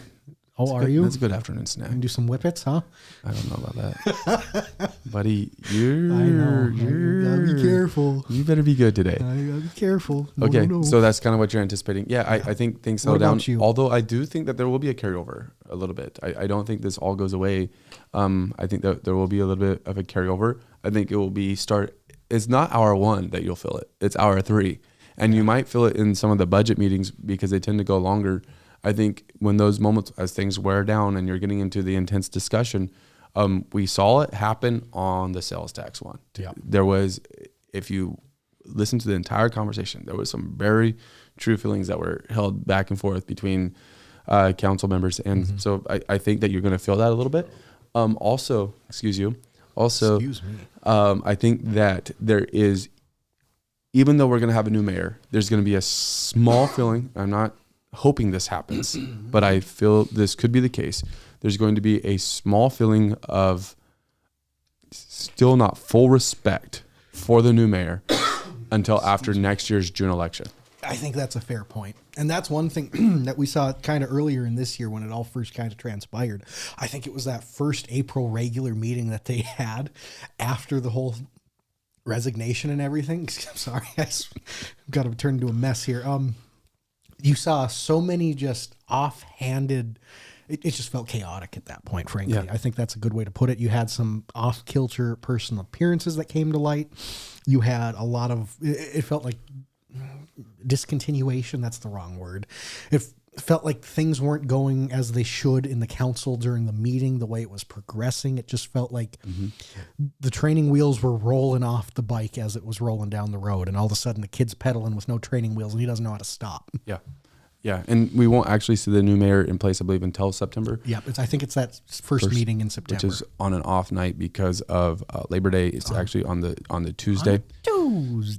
But yeah, definitely something to pay attention there. Paul says you're going to be a great coach working with those kids. That's number one. However, this election turns out, you got a new position. Look out for it. Heck yeah, exactly. We'll still be rocking this though. We'll be here at the Dakotan, at least to a pretty regular basis still. Some of our coverage might not be, We'll see what happens. We don't know what's going to play out. We got to see how we have to see what news occurs. We don't know. We can't predict the news, man.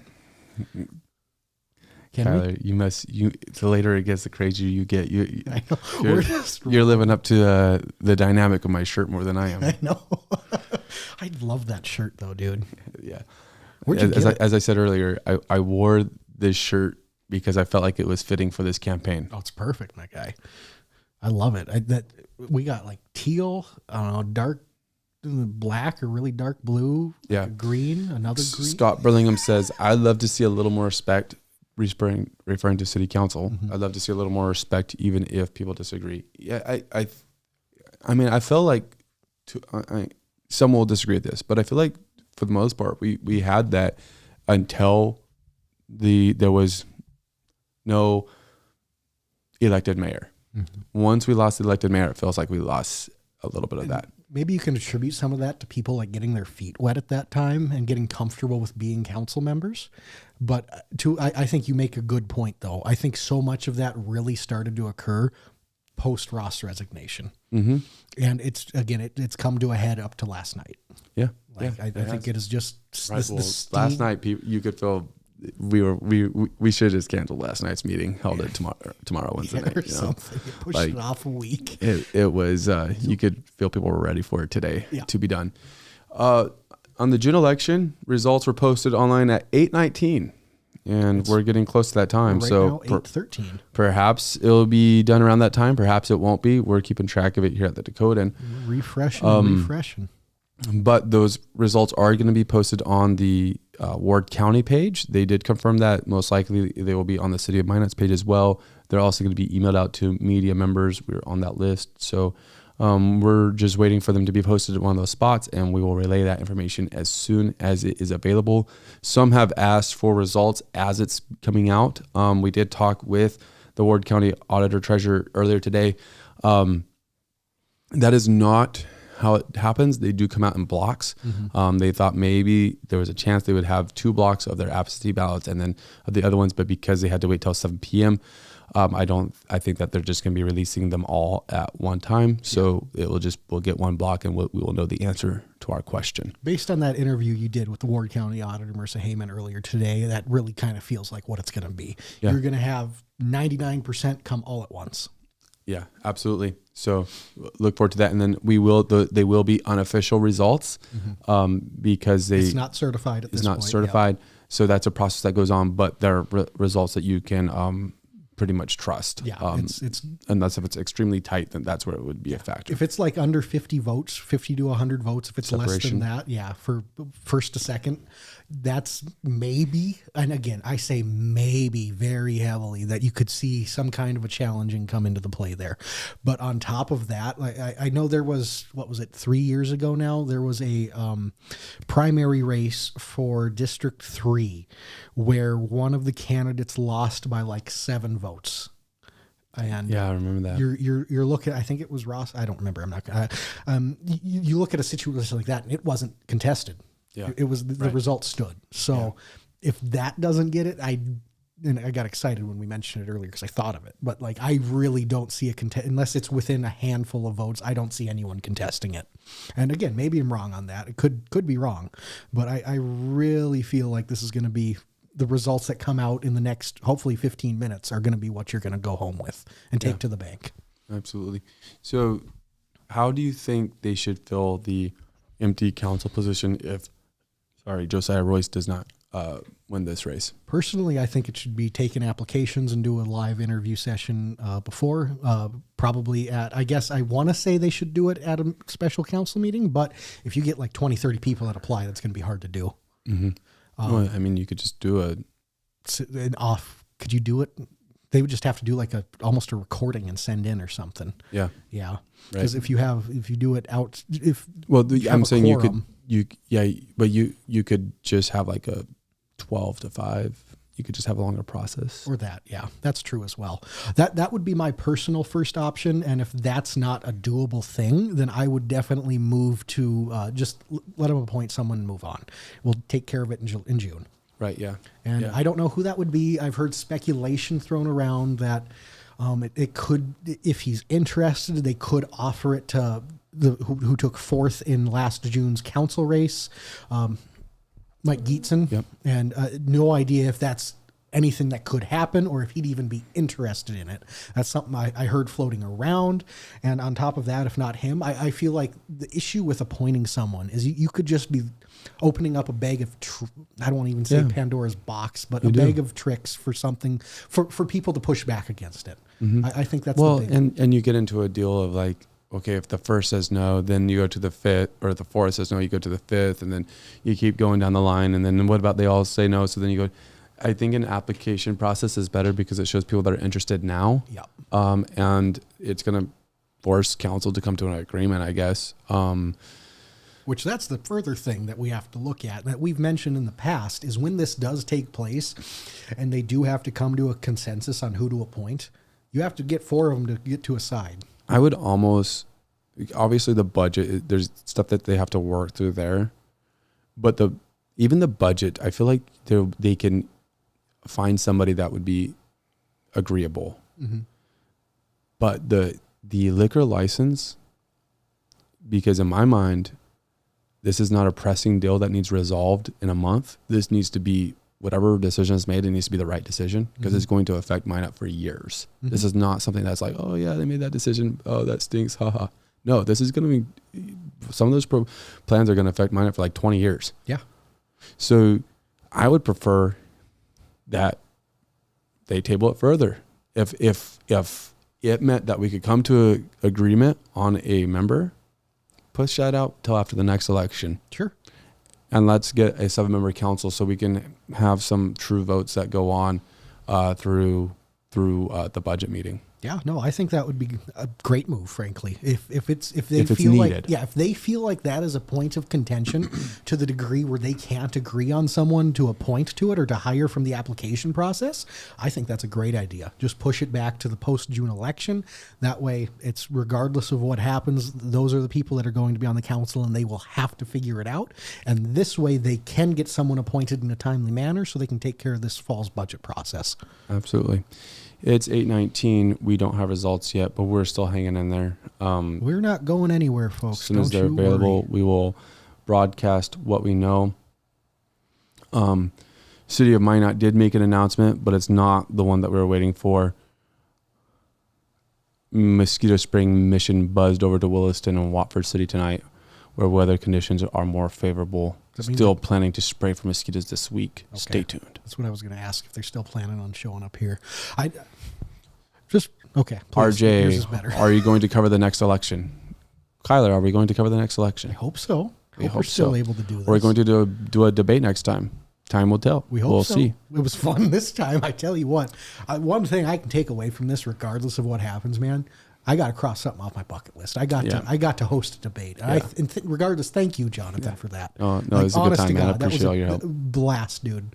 was. One of my biggest influences and people that I look up to in this field, because again, I don't have professional training in this. It's Jim Lara, longtime PBS NewsHour anchor, was there for decades and decades. He has hosted more presidential debates than anyone else. I think he is the epitome of what it means to be a good journalist. It was such a big deal. This guy made such an impression on Kyler. He said that he wanted me to read the book before the debate. And I don't And think so he did. and so then he offered to buy the book for me, and I said no, I'll buy it myself because if I don't read it, I don't want to feel bad. I bet you didn't read it. But I didn't. I didn't ask you leading up to it because I knew the answer. You didn't want to be discouraged. No. It's still on my Audible, and I do look at it. I'm like, yeah, I should get to that one. It is a history of presidential debates from 1960 to 2009 or 2008, excuse me, and phenomenal read. I believe it's called On a Knife's Edge by Jim Lara. I could be wrong. Tension. It's called Tension. Tension City. Tension City. Yeah. City. See, Tension man? City. I read the title. You remember better than I do. I read that book 4 or 5 times. Zach, City of Minot with the best troll post. You're right. It was a next level announcement right there. Dropping that right now. Travis or Unmanned Operator. This shirt is something else, Jonathan. Yes. Wearing this, as I've said, tried to find something that encompassed this race. It's honestly, I sat down at the camera, saw myself on screen. I'm like, oh man, this is a lot. I was in the little editing bay we have trying to get the graphic made for this, and he walked back in. I had to do a double take. I wasn't sure if it was Jonathan. I was like, what is this? This is the most un-Jonathan thing I've seen him wear. Dude, the competition for these results are real. We got K-Hits 106.9 saying, you guys are killing it. Great job. I wrote software to check for results at minotindy.gov, and my only goal is to try to get results on air before you do. You're just that good. Been talking about you both all night on K.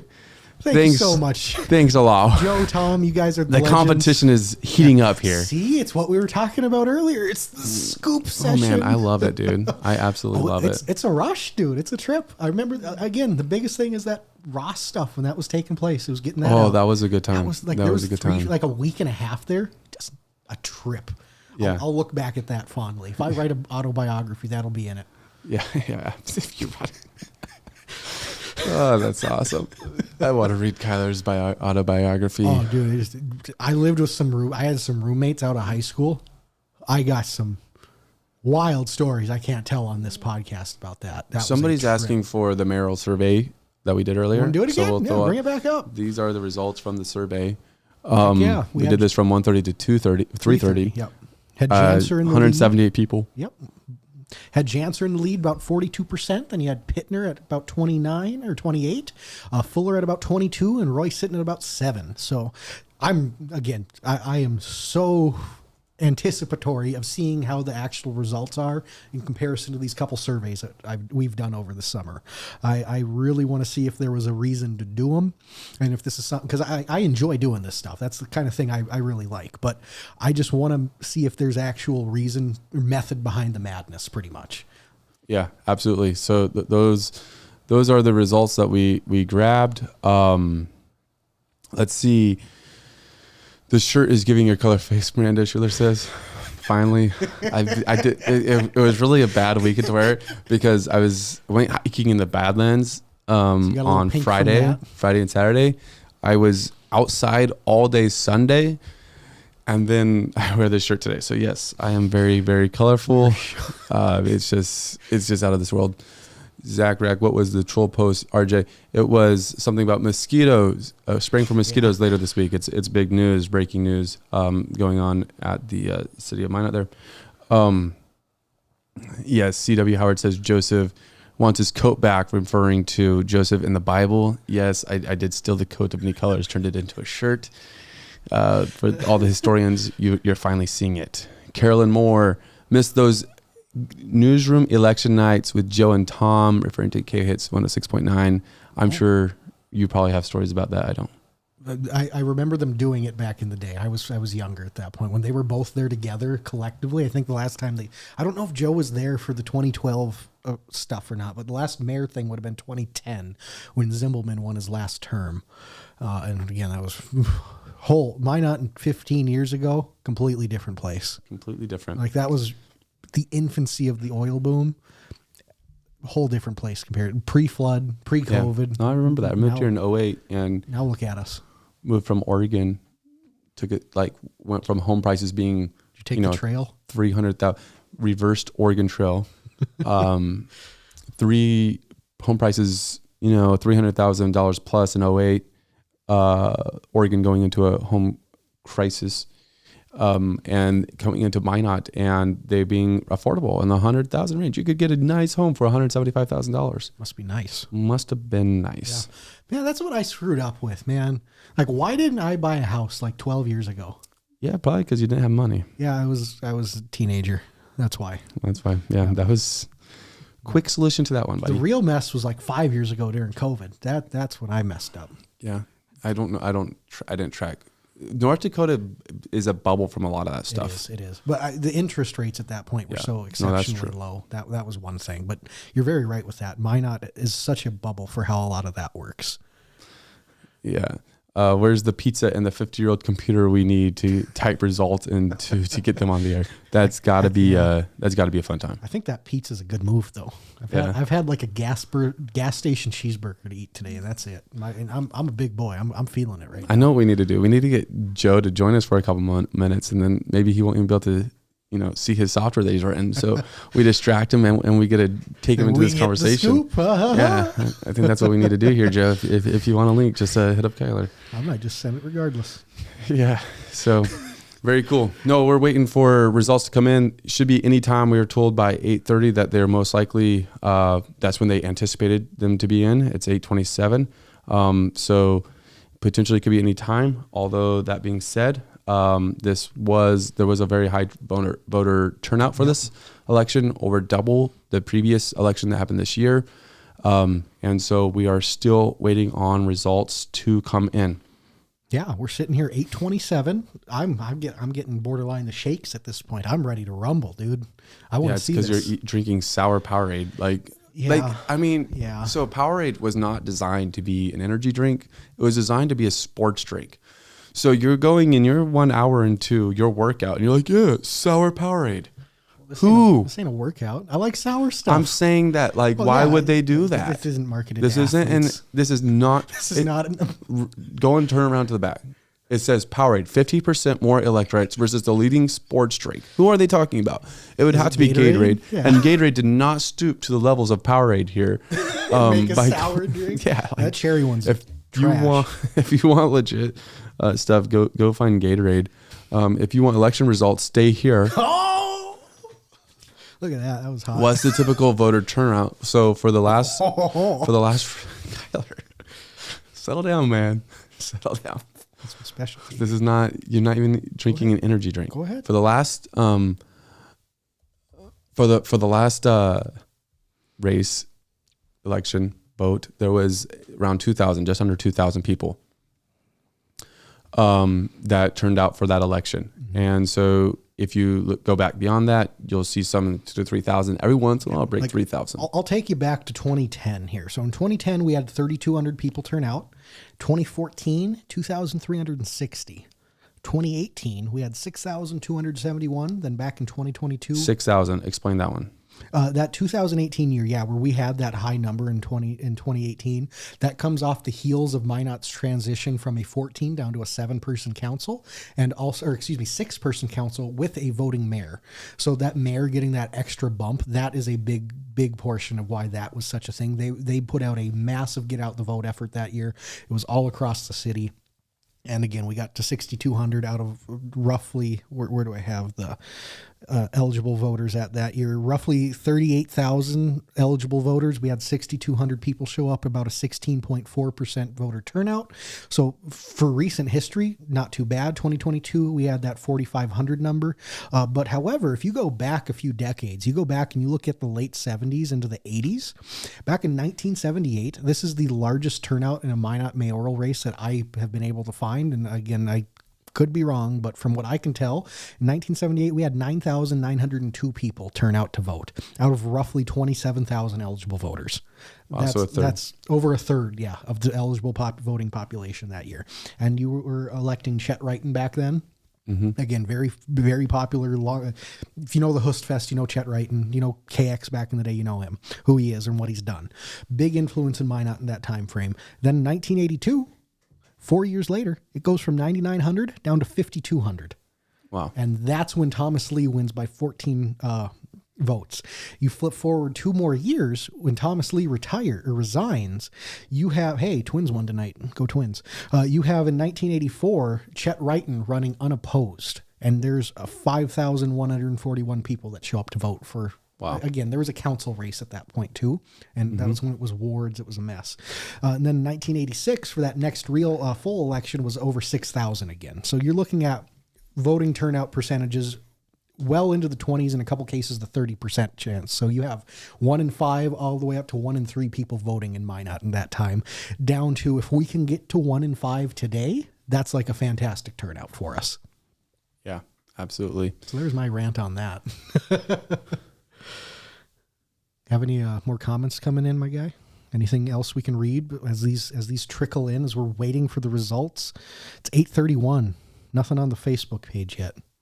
You can also go to the minotindy.gov. They have a page dedicated to this where it has 4 names but no results. Oh, you know where I'm going now.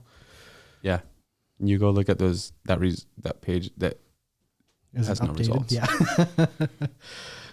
Oh, they'll be posted here when available. Look at this. That's awesome. City of Minot, again, massive shout out to the people that run that department. PIO, whether it's Jennifer Clean, T with the police, because these guys do fantastic. There's another, you missed one. I know, I can't think of the name off the top of my head. I believe it's, I don't want to say it. I know.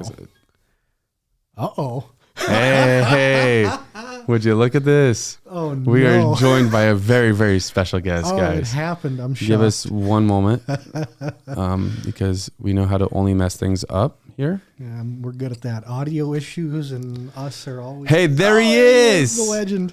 Hi, Joe. You guys, how's it going? We are fantastic. How's Joe this evening?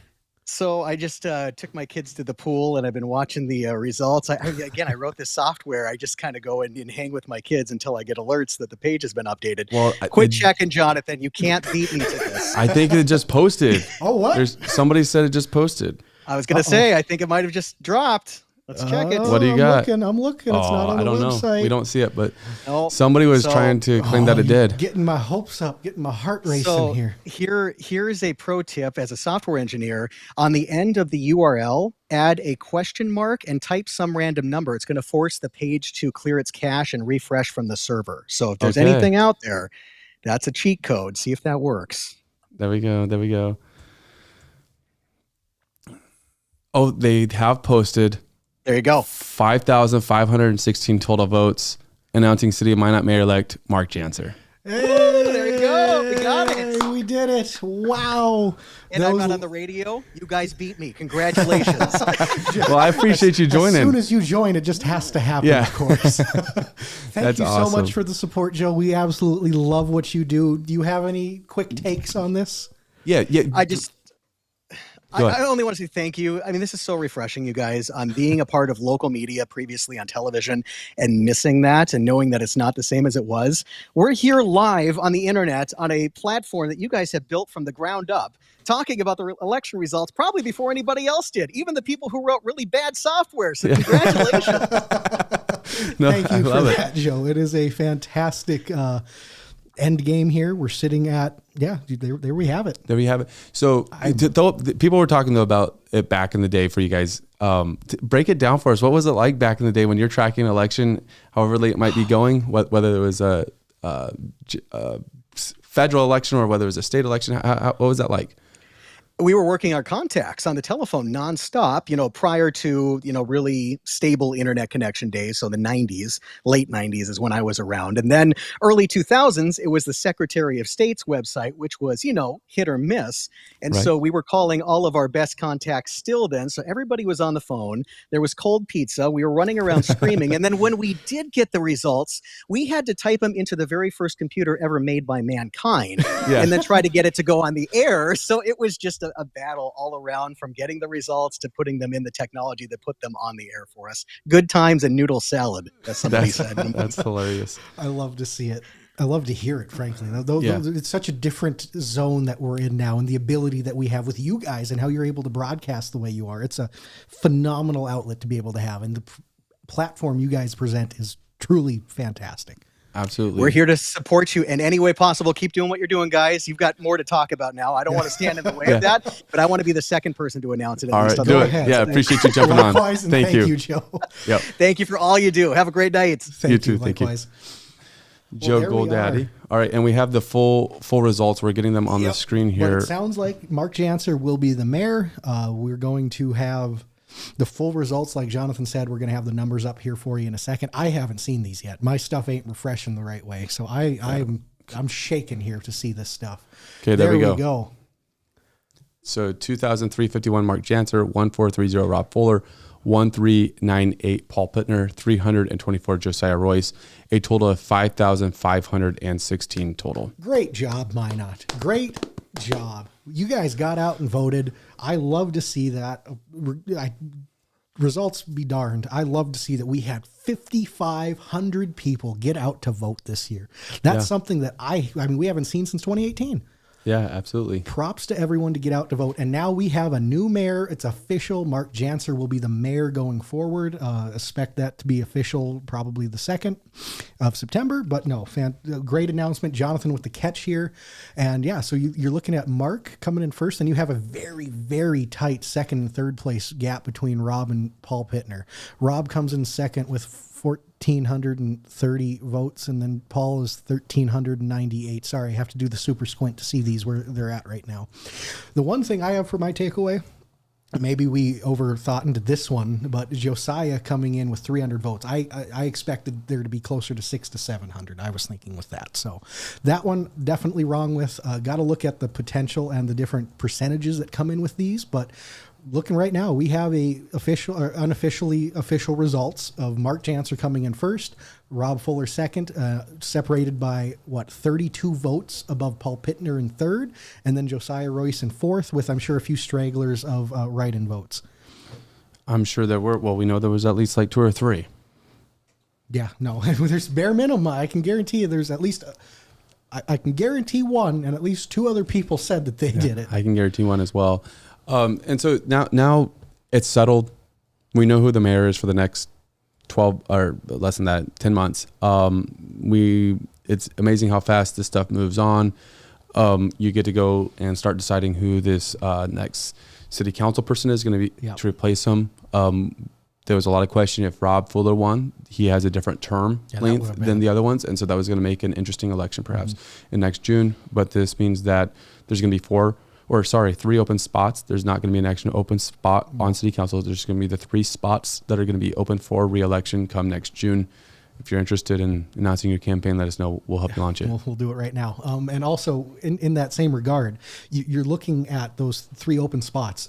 Lisa Olson has announced that she plans not to run. Right. And now Mark Jantzer is ascending into the mayoralship. So whoever gets appointed into that seat will now have a sense of incumbency. If they plan to run for re-election, they'll be the name that's up there as is. And then thirdly, you have Paul Pittner, who has in the past said that he plans or he leans towards not running. But I wonder what this does. Yeah.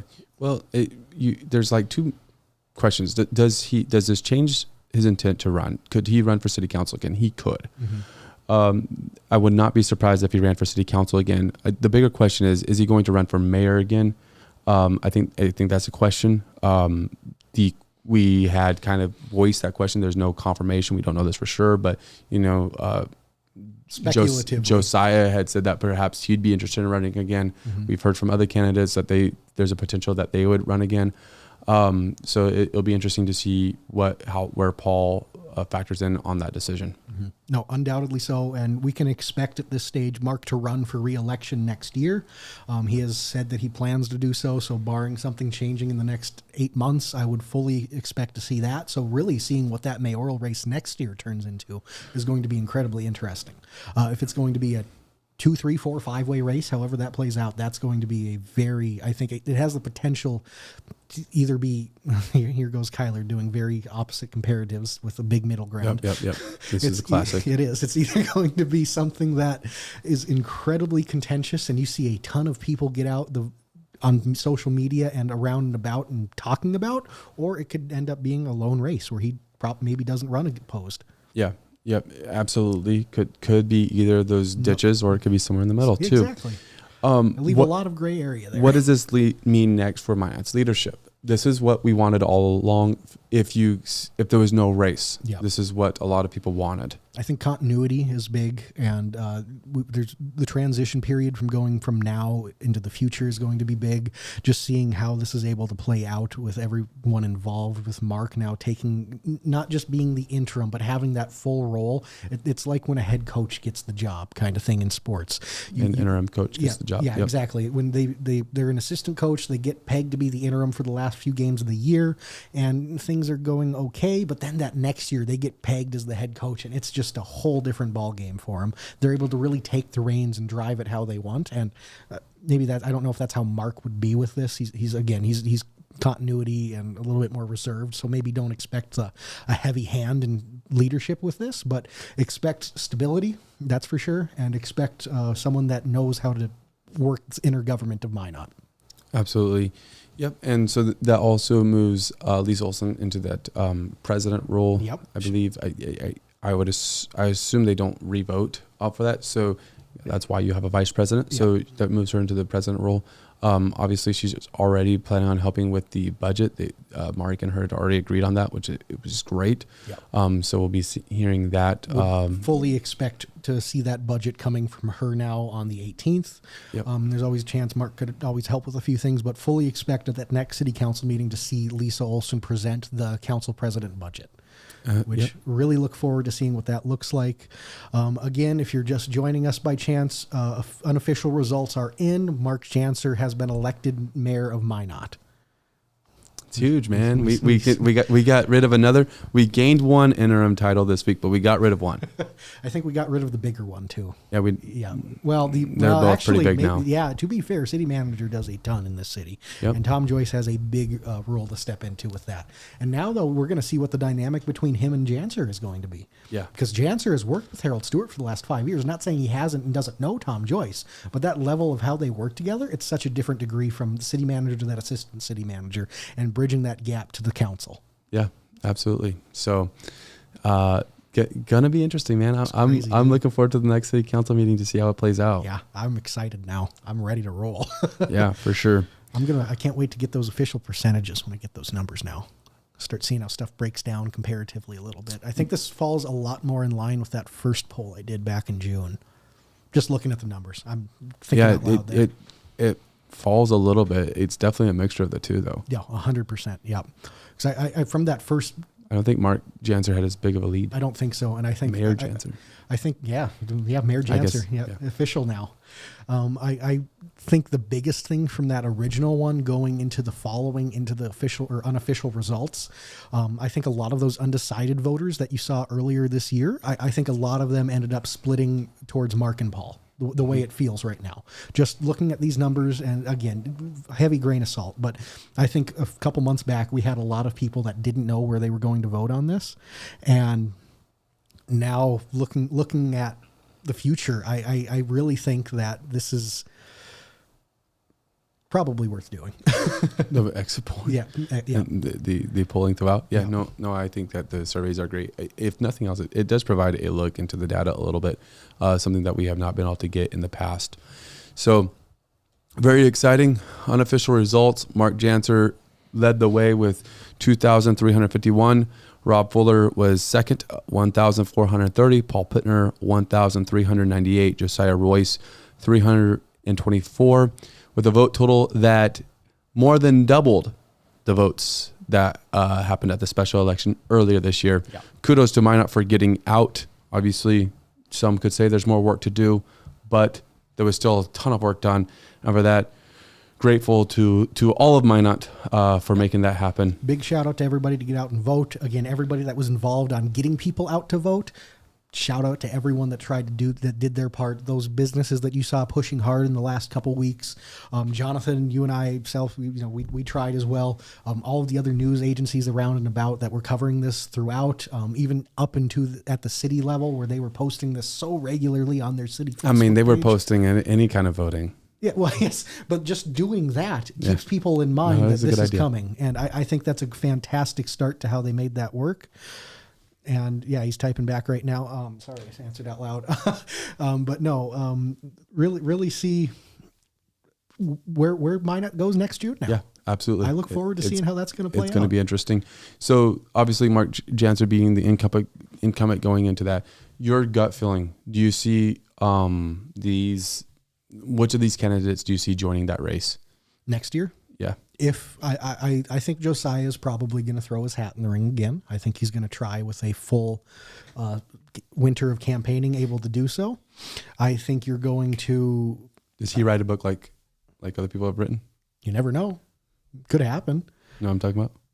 If there's anyone in this that would, I would say he would be the one to do so. 107. On top of Josiah, I don't think Paul runs next year. Unless, you don't think so? I don't think so, unless Mark decides he's not running. But I think everything points to Mark running again next year. I think Rob's the wild card here. What he chooses to do next year. Yeah. What about you? You have any other insight into that? I think you break it down well. I feel confident Mark runs again, or Mayor Jantzer runs again. I feel confident I feel middle of the ground that Josiah runs again. I think there's a chance.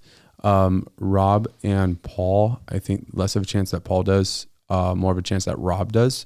I would agree with that. One thing that's interesting looking at these vote numbers is that there wasn't as much of one feeling that we had was that Mark and Paul were going to split votes. Mm-hmm. And if they did, then that saved us from a landslide. Because it really doesn't feel like they did split many votes. Although if they don't vote for Paul, I don't know who they would vote for.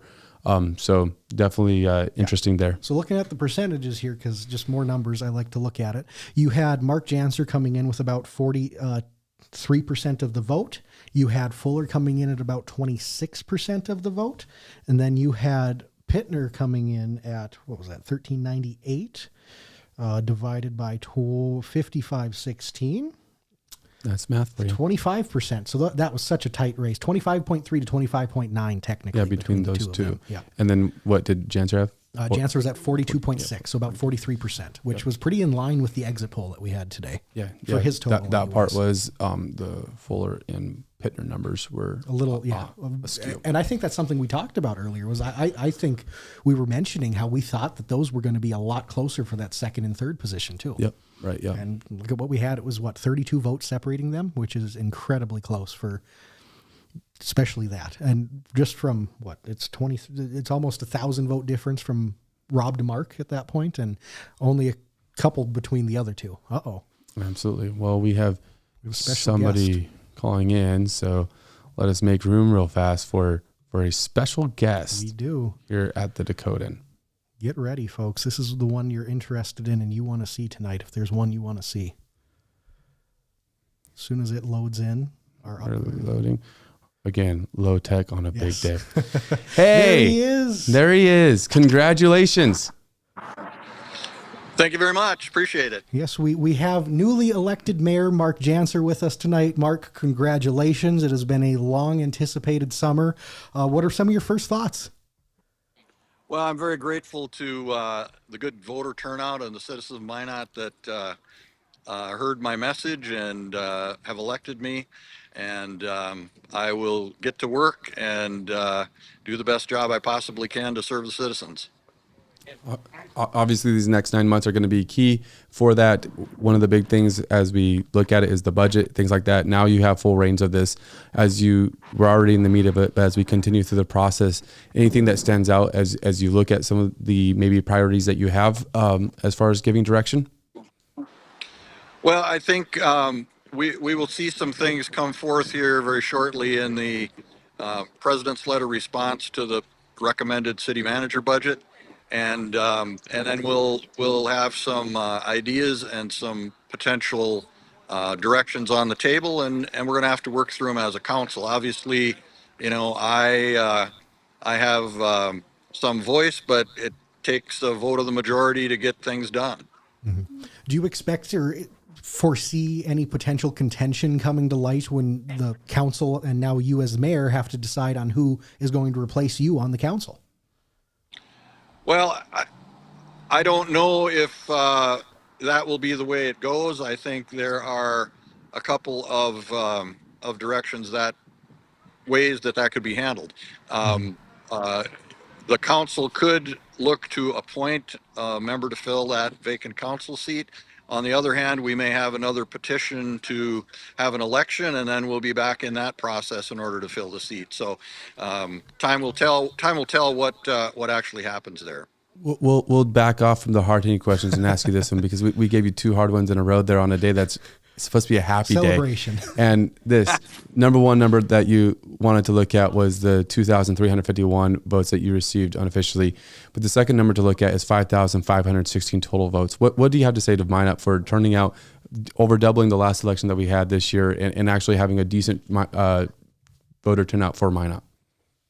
Well, I think many of us have been talking about people needing to get involved civically, get involved in our local government, and this shows that a number of people have done that. And so apparently apparently some of the messaging that the candidates, everybody who ran were getting out actually got through and motivated some people to come out and vote. Absolutely. Well, I appreciate you taking a couple minutes to talk with us on this big day for you. Again, want to say congratulations. Very happy for you. Thanks, Jonathan. Appreciate the opportunity. Yeah, absolutely. Thank you and congratulations, Mr. Mayor. Have a good rest of your evening. Thank you. Thank you, guys. Thank you. All right. Fantastic. We got to have the new mayor on. We did it. We made it through the night. We did it. Elections results are out there. It's big. I'm happy that it has. I'm happy we're at the end, man. Dude, now what? You know what? Minot has proven that there'll always be something else. You're not wrong. There's one thing Minot has shown us over the last year, especially. We're going to have something else coming up. We are. And so, but it does feel good. Wherever you stand in this, it's going to be, there's three people that are disappointed right now, potentially. And right? You have a lot of voters that are going to be disappointed. The majority of the voters are disappointed. Yes, right now, this was one thing. This was not a majority. This was a plurality, which is what you're going to have when you have multiple. It's a healthy thing if you have a four-way race. That's a good thing. I completely agree with that. Yeah, it's the way it should be. But there is a sense of, you know what? At least we can work off of something now. Yeah. Because it's been a very frustrating time in Minot as you've had an interim police chief. You find out your city manager is looking for positions. We've known that for a couple of months, and totally understandable. Respect. Harold Stewart's done a great job. It's not a dig at him. It's just how everything's timed out. The timing of everything. You have a mayor position that has the interim tag on it. There's so much, your HR turnover in the HR department. Yep. There was so much stuff that came out once. And now we're finally getting those pieces put back together, and we're able to go and continue on that mission to just keep on making Minot as great of a place as it could be. Yeah, no, that's a fantastic way to say it, Jonathan. I look forward to what the rest of the fall brings us. Really appreciate everybody that jumped on the live stream today. We Thank are going to you call it a all. day. We will be back on Thursday. You betcha. 9 a.m. We'll find something to talk about. I think Minot has produced enough content for the week, so I'm sure we'll be able to talk about some more stuff from City Council, be able to talk about a mayoral race that just came to an end, talk about next steps, and we'll have a smile on our face while we're doing it. I look forward to it. Again, thank you all so much for tuning in tonight. Make sure you subscribe to us on YouTube. We appreciate every single one of you that tunes in and watches us. You're the reason we continue to do this. You make it worthwhile for us. Thank you all so much. And if you'd be so willing to, just go ahead, hit that like button, hit that subscribe button, join the decoding community. We'd be forever thankful for you for doing that. To all those that are saying thank you, appreciate Thank it. you all. Appreciate it.